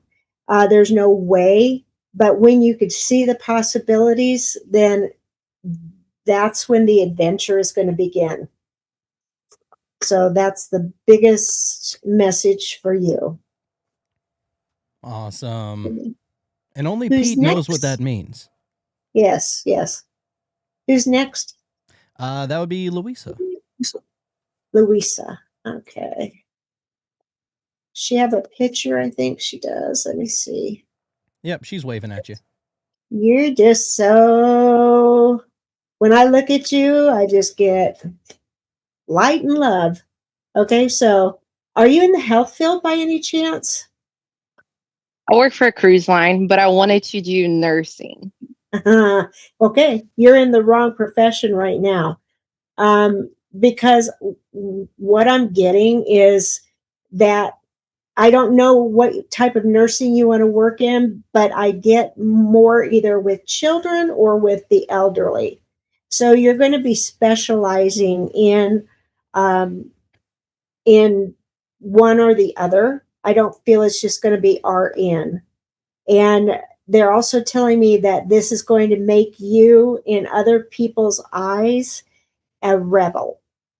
So that means they're going to be saying, you're breaking out of the mold. How dare you? All right. So if that makes sense for you. Awesome. You know what? She just brought that up to me the other day, so I'm sure that makes her happy hearing. Oh, did she? Okay. Yeah. It's going to be specialized. So either kids or the elderly. I want to go into the OB, like pediatrics? like delivery and pediatric and things like that. Okay. Yeah, you'd be very, very good at it. And look at it this way. Whatever you're doing right now, they're saying that you can learn part-time, so you'll be learning online. And then when it comes time to go to do, I think they call them practicals or something like that, you'll be okay by then and you'll be able to do that. So go with your dream and watch the universe make it. Pete said, thank you for the reading. Zoom booted me out. And to Louisa, he said, hey, I'm a nurse here. It's a dope career. So there you go. Cool. So did Pete get his reading or not? Yeah, I believe he was there for most of it, if not all of it. He said labor and delivery makes good money too. Oh, he said, yeah, he saw it, just didn't say thanks yet. Okay, good, because I don't remember what I said to him. So, okay, who's next? Next we have Britt. Okay, where's Britt? Oh, I don't see a picture, do I? She's wearing a green shirt. There you are. Okay, Britt. Oh, very intense here. Wow. The first thing I have to tell you, Britt, is, and this is not in a bad way, but you don't look human. So that's not in a bad way. I feel a very otherworldly presence with you. All right. What else does she need to know? What does Britt need to know right now? Right now, they're saying not to hold on so tightly to what you've been conditioned to think. Know that there's more than black and white, right and wrong. And when you know that, the minute that it opens up, then you are going to be seeing totally new visions. And I don't know where these visions are coming from. It could be possibilities about what you can do, or it could be literal visions. Because whatever it's going to be doing, it's going to bring you lots of success. And it's like you're going to be walking on top of the world. So I feel that whatever you're going to be doing is going to be reaching a lot of people. She said her guides say that she's from Andromeda. So I guess she was spot on. Doesn't surprise me. Validation. That's awesome. Next we have Mike. Mike. Mike was the one I had twice, right? Let's see. Yeah. Mike Wazowski. Mike. Is it Mike Evans? Oh yeah, right? I was just making a Monsters Inc. joke. Sorry. Yeah, it's Mike Evans. Oh, okay. Mike. Let's see what's going on with you, my dear. Yeah, I'm here. Can you hear me? Yes, I can. All right. We got the video. No, I don't have the video. Oh, wait a minute. You went off again. Yeah, it's easier if she can see a picture of you or if she can see your face. Okay, how we do the video here? Because that's what I'm trying to do. Boom. There it is. Oh, my goodness gracious. You had a powerful look. Yeah. Wow. You know who you remind me of is Rasputin. Somebody said that one time. So I've heard that. I've heard that a couple times before. Oh, yeah. I consider myself a Viking wizard, is what I. Yeah. You have that. You have that. It's like Brit. You know, she doesn't look human. You have this energy of someone who's very, very powerful. Yeah. I feel it. I'm not getting in touch with it. What I feel is you're not taking charge of that powerfulness that you have. Yeah, you're right. Because you're comparing yourself. Yeah. You're saying, I don't know if I'm not like this person, or I couldn't be like this person. So when you don't take charge, then that means you're cheating yourself. They're saying that you've been doing a lot of inner work.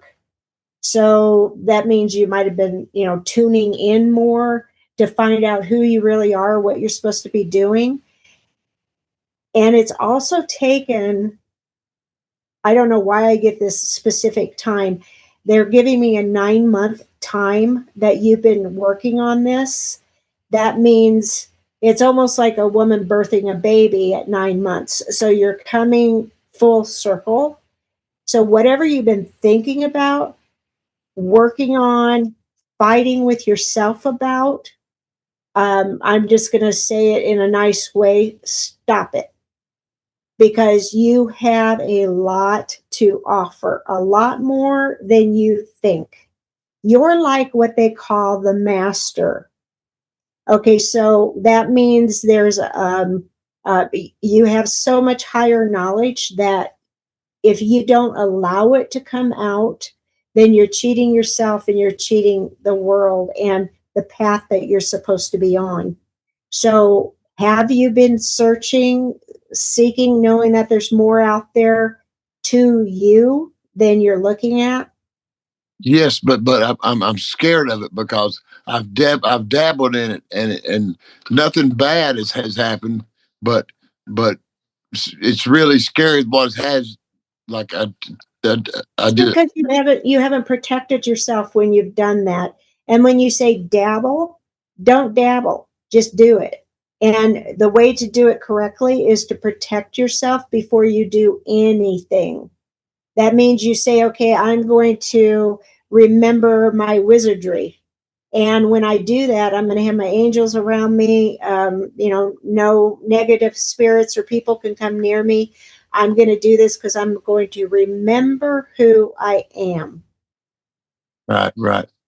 Don't let the fear take away who you are, because you're supposed to be coming out of the wizard closet.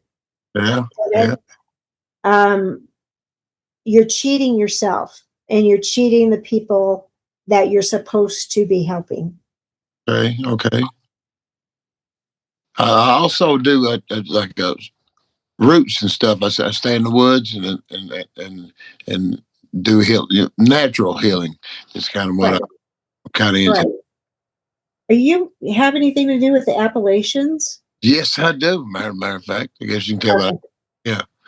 Okay. Well, then there's a reason for that. So know how powerful you are and how you're going to be helping other people. Okay. Okay. So get out of the fear. You're exactly right. You're saying everything. Yeah, that's 100%. That's awesome. Awesome. Crazy how you just knew he was from the Appalachian. That's awesome. Thank you, Mike. Thank you. All right. And lastly, we have Valerie. Oh, by the way, Britt said thank you as well. But yeah, Valerie's next. Oh, you're welcome.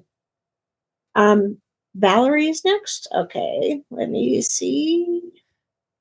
Valerie, if you could show yourself or maybe put a photo. Just a picture. Does Valerie want a reading? I need to know that. She said, I don't know how to change. Yeah, she does want a reading. She said she doesn't know how to change her settings. Okay. That's okay. Because I was getting a little resistance, and I just wanted to make sure that you wanted a reading or a message. Let's put it that way, because I'm not giving a reading, I'm giving a message. So for Valerie, I asked Valerie if she's in the healing field, nurse, doctor, vet. Not exactly, she says. Okay. There's something about healing here. So this may be healing yourself, because when I'm looking at this, I see a lot of energy, and that energy is talking about I'm exhausted, I feel burdened, I just want to let it all go, but I don't know how. And there's something that's telling me that it's affecting you health-wise, affecting your mind, the way you think. It's just I feel a little drained. And when I'm feeling that, they're asking you to say, well, here's what the deal is. I'm giving you permission to let go. Let go of all the crap that's going on in your mind. Let go of other people telling you what to do. Let go of that, because it's going to help you overall in your health. And it's also going to cause a major breakthrough in your life, because I feel you're right on the precipice of doing something wonderful for yourself. And this is talking about energy, because right now I feel your energy is kind of muddled. It's not going anywhere. Like when I feel this with some people, I say, get up and dance or do something that breaks up that stagnant energy, because I feel you've been so kept down by other people or circumstances or both. So just let it go. I give you permission, and start having a great life. All right. She said, thank you. You're welcome. Great. Well, that's all 5. Great readings. You were spot on for everybody. That was great. I try. Pete says Cassandra stays on fire. Okay. Yeah. All right. Now, last but not least, who shall I give a reading to? Oh, I'll give both of you. Okay.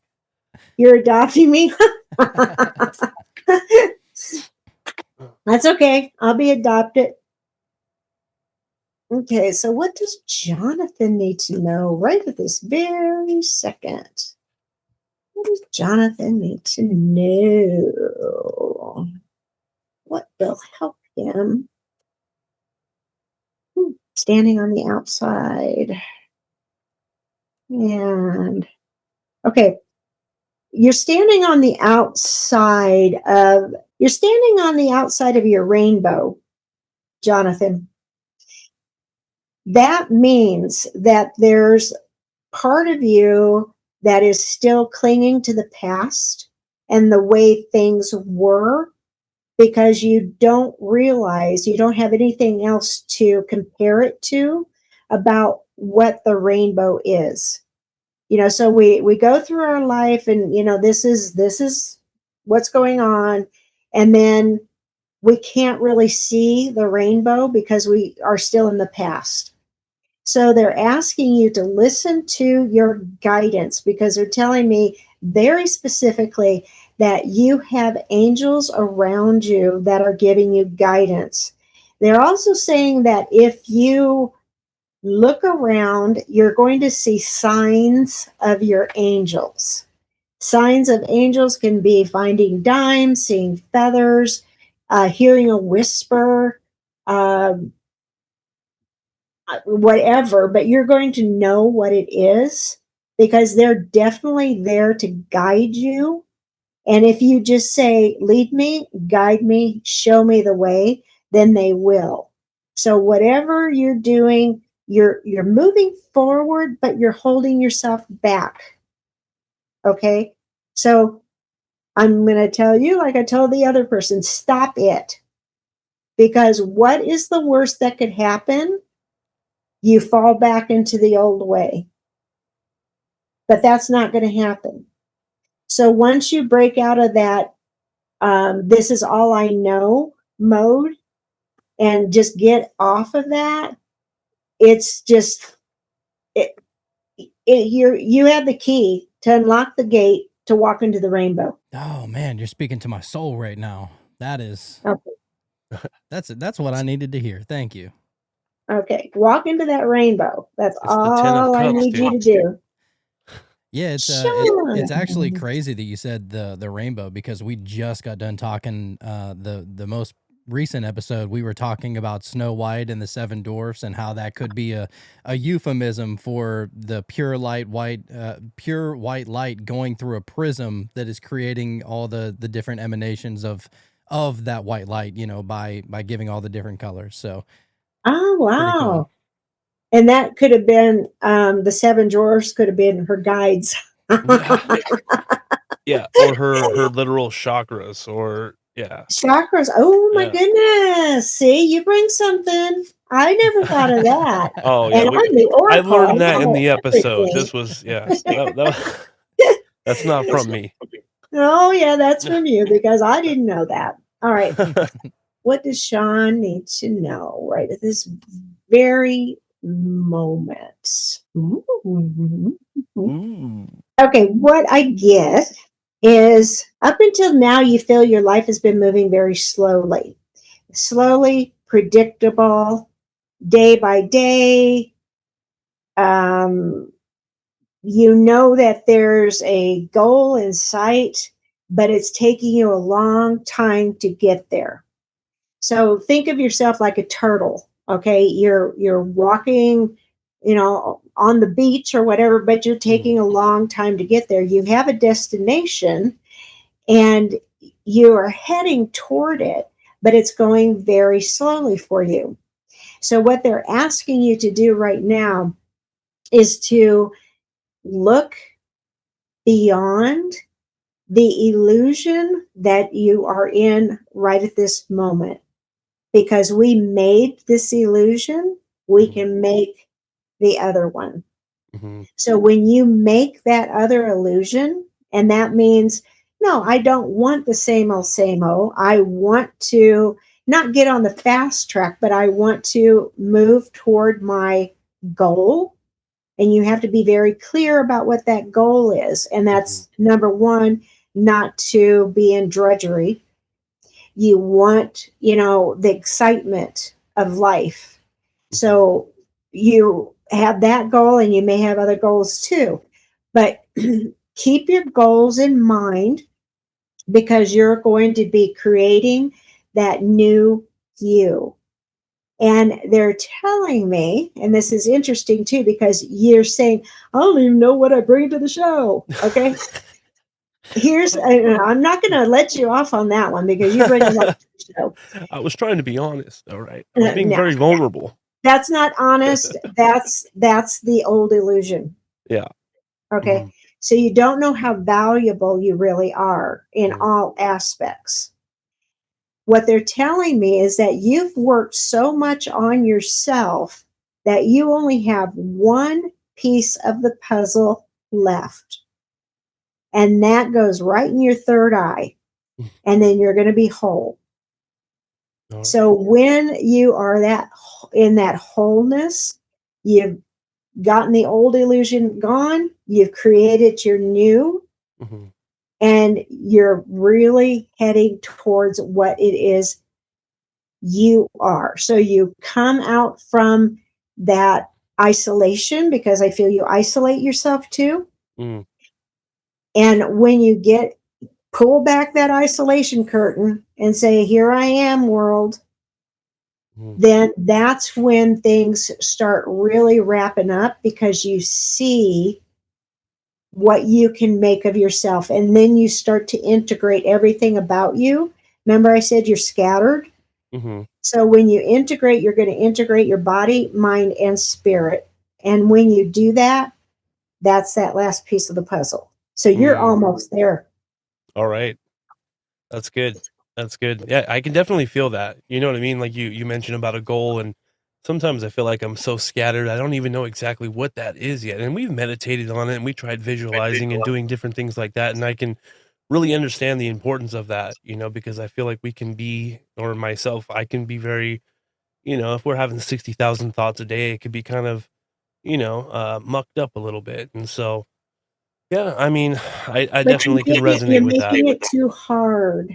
Mhm. So it doesn't have to be that hard. Don't think so much about it, like, am I doing it right or am I doing it wrong? What I want you to do is write down on a piece of paper, this is my goal. Put it away. Okay. Got it?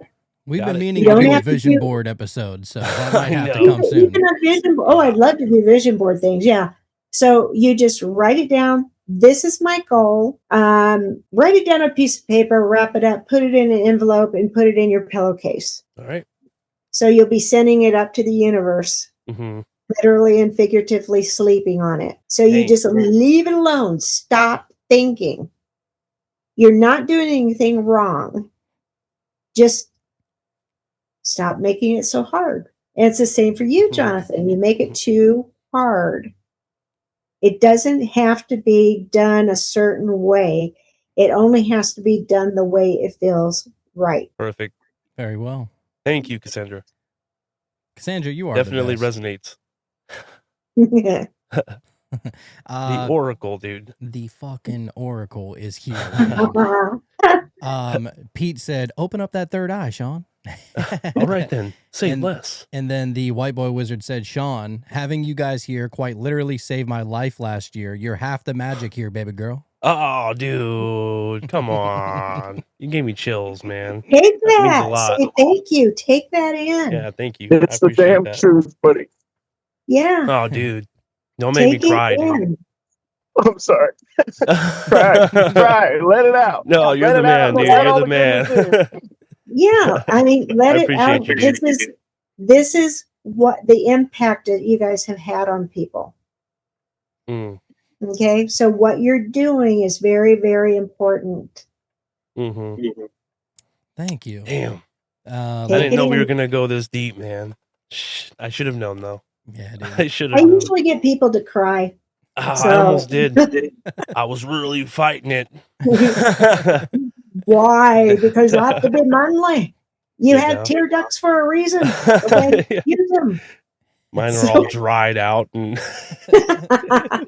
Get that flowing again. oh, that was great. Thank you, Cassandra. Louisa You're welcome. said, Cassandra is not here to coddle us. She is here to knock our asses on the right path. Get it into gear. Yeah, I don't coddle. Oh, no, that's not me. It's time's a wasting. Let's get going. Snap to it, Big baby. time. White Boy Wizard said the tears feel so good. Dude, I know it feels good hearing you because I know it's like a release, and I feel I'm not gonna lie, dude. Last week, after we had Santos Bonacci on last week, and then we stayed for like an hour after Santos left at the end of the show, and just hearing the White Boy Wizard and Mike, have these strange synchronicities, and hearing about the stories that that helped them along their way. It really just put me in such a good vibe, and it just, not that I didn't know it, but it reinforced the idea of what you just said of like, there's a reason for all this, and I feel like we're doing what we're supposed to be doing. Absolutely, dude. We got to quit overthinking it. Just Yeah. getting in our Just- own way. Yeah, You know, you're just- getting in just- your own way. Yeah. Just stop it And don't worry if you're doing it right or wrong. There is no Mhm. right or wrong. Okay? There just is. Pete said, "Facts. Both are dope guys, and without them, we wouldn't have these amazing lives and shows." Thanks, Pete. You guys, come on. That's true. This is why I Take love it in. Say thank you, Sean. Yes, thank you guys. I really appreciate that. That means like way more than you guys even can imagine. So Yeah, I it appreciate is that. freaking awesome, dude. And you know what's funny is that right before the show started, right before everybody got here, Sean was like, "I don't know, I just get like extra nervous before the live shows." I'm like, dude, the live shows are the best. We always have the most amount of fun on the live shows. I get nervous for every show, though, to be fair. You know what I mean? It's just a little extra, like, oh, you know what I mean? People are here. It's time to go, you know? So. White Boy Wizard said, "You are the one. You are the one. The one is you. Let's go." And he knows that. So You do. I believe him. Shauno. Yeah, tarot card, my good sir. Yeah, dude. I got the King of Pentacles, which great card. I feel is a good card. Yes. All right. The King of Pentacles, stable and grounded, the masculine energy of taking action with authority and generosity is embodied by the King of Pentacles. Kings are the masters of their suit, representing stability, authority, and healthy masculine energy. The King of Pentacles embodies the elements of fire and earth, which exist in harmony without overpowering one another. The king wears a fancy printed robe covered in juicy grapes ripe on the vine and a crown adorned with flowers. His throne sits in his luscious garden, while behind him we see a partial view of his magnificent castle. He has everything he needs and enjoys his luxury, while also providing for the people who live and work in his castle. Damn, that's a perfect card. Perfect. I love it.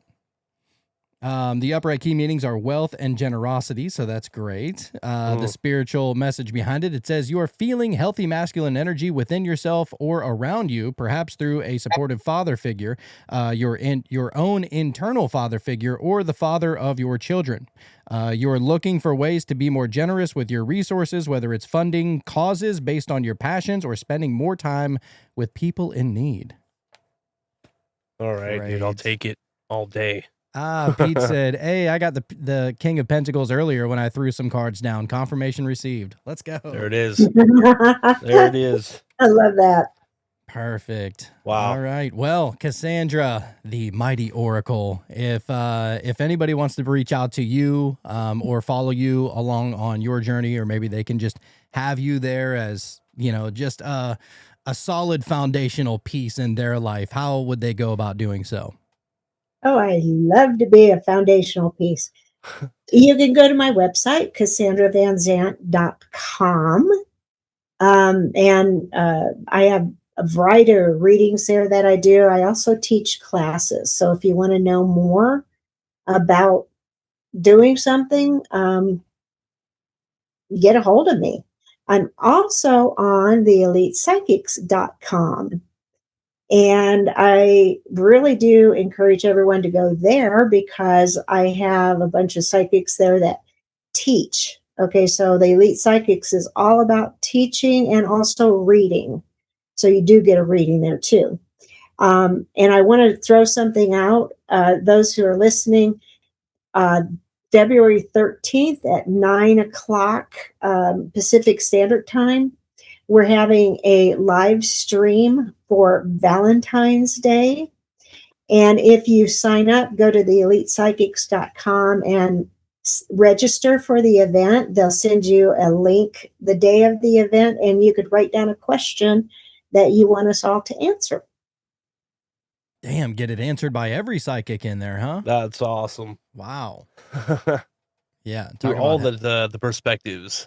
I'd love to teach you classes. Yes, that seems I really, I don't think you need very many of them, but I think I would love to teach. The White Boy Wizard said, "Think I need some of them classes, feeling drawn to needing to help others experience what I've gone through lately." Yeah. There you go. Come on. Yeah. Down. I'm also a mentor, so I can mentor you. I could teach you.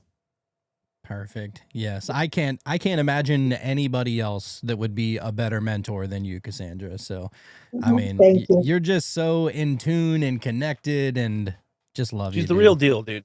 Real That's deal. what it is. Yeah. Yeah. Thank you very much. Well, look, we're going to put all of those links down in the show notes below for anybody who wants to reach out to Cassandra or get involved in any of the classes or the readings or anything like that so that you can have a quick hyperlink to the other side. That being said, Sean, any parting words for you, my good sir?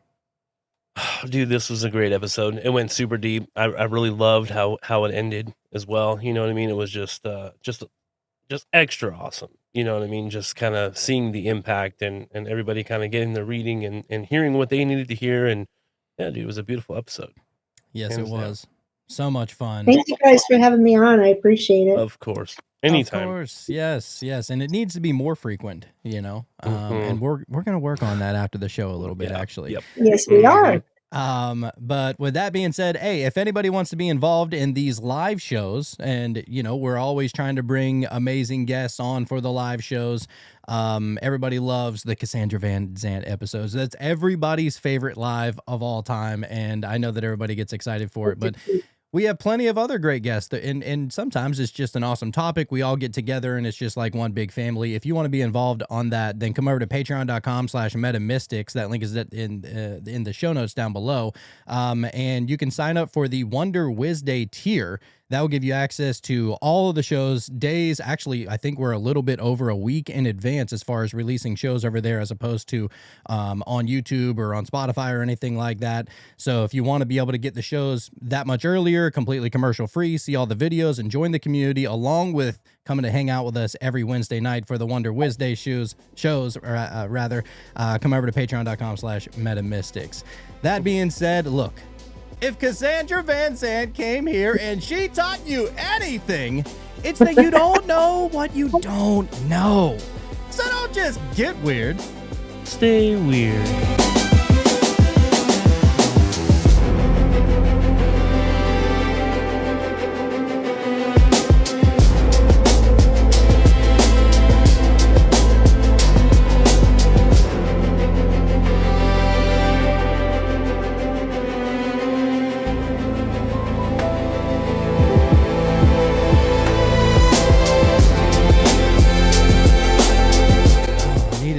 That was great. That was. I'm curious what happens to Cassandra when she listens to something like that. She just starts seeing the numbers in the matrix, and she, you know what I mean? She's already connected. You know? Yeah, I do. I start seeing. Whoops. Am I muted? No, we can hear you. Okay. I start seeing the colors. So, like the purples. And it's like I don't know how to describe it. My eyes go up into my head. So it's really weird because I kind of go right there. Totally putting your awareness to the crown chakra. Yeah, I was struggling a little bit with that meditation, only because I've got this cough, and so I just kept feeling that sensation like I have to cough, you know, and I was trying to fight that, and then my eye was twitching. I don't know if it's because I'm tired or if there's some other spiritual reason for that, but yeah, but it was a nice meditation though, for sure. Yeah, it was. Well, when you have that sensation to cough, you should, because that gets that out of you. Yeah. Oh. Yeah, for me, I don't know. Whenever I go into these meditations, I'm like super visual to the point where I don't know, maybe I convince myself, or if I'm literally feeling that there is a crown on my head, you know, like I know that there's a hat on my head, but I almost whenever I'm envisioning a crown, I envision it like just sitting right above my ears and going up just like a traditional like gold crown or something. And but it feels like an energetic crown, not like a metal crown or anything like that. And I don't know, for me, the more I visualize, the better the effects tend to be. You know, the more clear-headed and the more understanding and the more the more beneficial it is. You know, like whenever, that's just for me though. I don't know if if that's a normal thing or what, but it's fun. It's fun to visualize it and just imagine that it's actually really happening. You know, I think that ultimately, if everything is all just one giant illusion anyway, you may as well, like you were saying earlier, Cassandra, like just give yourself a better illusion then at that point, you know? Yeah, why not? That's great. Yeah, dude. Yeah, ultimately, I think whatever you can get yourself to be totally in on, you know, like you said, if it is an illusion, then it's going to work. If you visualize it, then it's just going to create more of that illusion of whatever it is you want to throw in there, you know? I don't know. I actually did feel like a little bit more like cleared up somehow, you know, but I mean, who knows? I'm allowing myself that experience, but either way, if it's all an experience, you know, I mean, The what are we placebo talking effect about? is a real thing, you know? Yeah, dude. Yeah, dude. No, nobody's talking about it. You know, it's just like this foolish thing that people say. It's like, I mean, you're healing yourself. It's literally magic. Yeah. Right. Yeah. There's no other No. way to even put it, you know? Yeah. You just believe that you made yourself better. Well, did you get better though?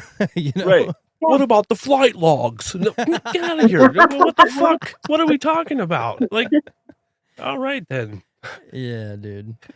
It's ridiculous. Yeah, it's crazy, you know. Sometimes you just gotta put the world on mute for a couple of minutes and Yeah, dude. that's it. Yeah, man. The white boy wizard said meditating since he's had his bufo, his psychedelic experience, brings me right back to existing as the cosmos with all colors while being at the center with a white light toroidal field flowing through me. Damn. Yeah, I mean, you've you're- already experienced that now, so you can always take yourself back there. Mhm. Just for a little reminder. Like, oh yeah. You know what I mean? Like, I am the one. dude, you don't even need to envision it. You just like remember. I could hardly Remember. get through like 5 minutes of freaking meditating my whole life. It used to just make me so mad because I couldn't silence in my mind. I couldn't like get all the way in. I was like, you know, that last one that we did that was Banksy's with the white light. Every breath in is dopamine. Like I was feeling pretty good on that one, but now it's like it's totally it's fucking crazy, dude. You're able to go there, man. It's so That's crazy. great. I wish you all could fucking experience it right now. Right now. 2 times. Well, look, we did recently have on a guy from Colombia who runs his own ayahuasca clinic. Like it's his clinic. He opened it and everything. And he goes, yeah, when are y'all going to come down? And to be honest, during that conversation, I was like getting scared even talking about it because I'm like, I want to do it, but there's a piece of me that's like, I don't know if I can handle that because it's so damn long. But he had never tried DMT before. And so we're telling him about DMT. I mean, he's tried ayahuasca version of DMT, but not like the pen or, you know, the stuff that only lasts a couple minutes. And he was like, oh, dude, from what you're describing to me, ayahuasca is much more gentle and not as crazy as that is. And so we were like, all right, 2027, we're doing it. Yeah. Still no go for 2026. 2026, but, we're taking next a little break. year, you know what I mean? We'll dip our toes in it. You know, we'll see what happens. Yeah, we'll just get high off of our own supply of DMT in the meantime. For now, yeah. I didn't mention, or I forgot to mention, let's put it that way, that in April 10th through I think the 17th, I'm having a retreat to Egypt. What? Oh, all right. Wow. We're going there to activate people with their ETs and just open up everything that you can get while you're there because it's very, we'll be out on the white desert. And just, of course, you know, going through different places. It's like a 6 night, 7 day.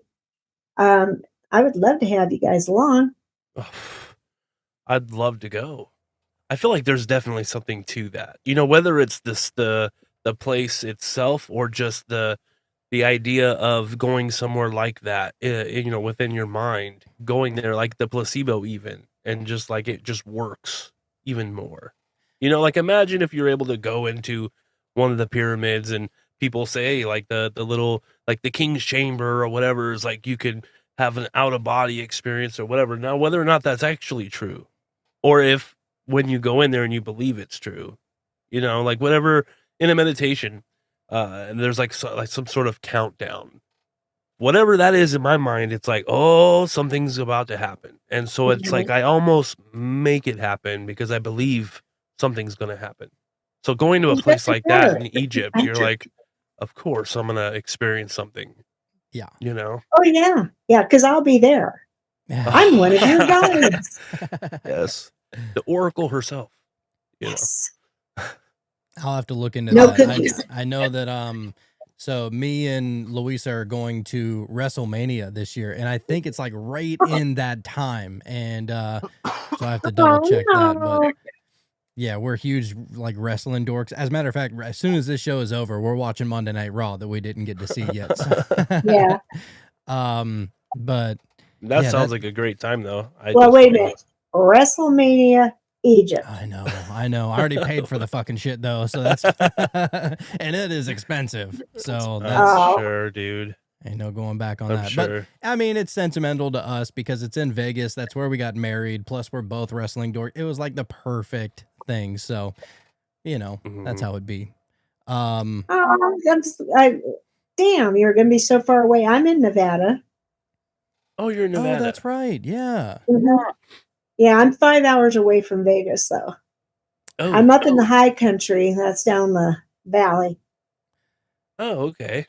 Oh. Yeah, I would love to go to Egypt one day for sure, but I just feel like right now with work and expenses, and I just wouldn't be able to make it right now. But that'd be great, though. It sounds like a great time. I know. I'm sure it's not the last time I go. So, what's that? I said, I'm sure it's not going to be the last time. Oh, yeah. So there's always a chance, that we'll get to go. Yeah, I think 2027 is going to be a year where it's that be a shit good just year. starts going crazy, Yeah, dude. 2027 is the year of astral travel. Like I'm just putting it out there. Instead of regular travel, we're going to astral. Okay. Yes. Or just let us know whenever you're sitting in one of the temples and be like, "Hey, I'm meditating." We'll be like, right. I'm dropping everything. We'll jump in. Yeah. Perfect. All right. Well, look, we're going to wrap this up. And so thank you everybody for joining us tonight. This was a lot of fun, and we hope to see you next week. So we love you, and we'll see you on the flip side. Bye, guys. Imagine what would have happened if we hadn't attracted the magic we had back when we couldn't fathom. Life is a fantasy, not with the vanity, not the way it was back then. So I grab my pen and write it down like a scripture. Mr. Mystic, making hits for the misfits. The show where you don't know what you don't know when it's on again with Sean and Jonathan. Yeah.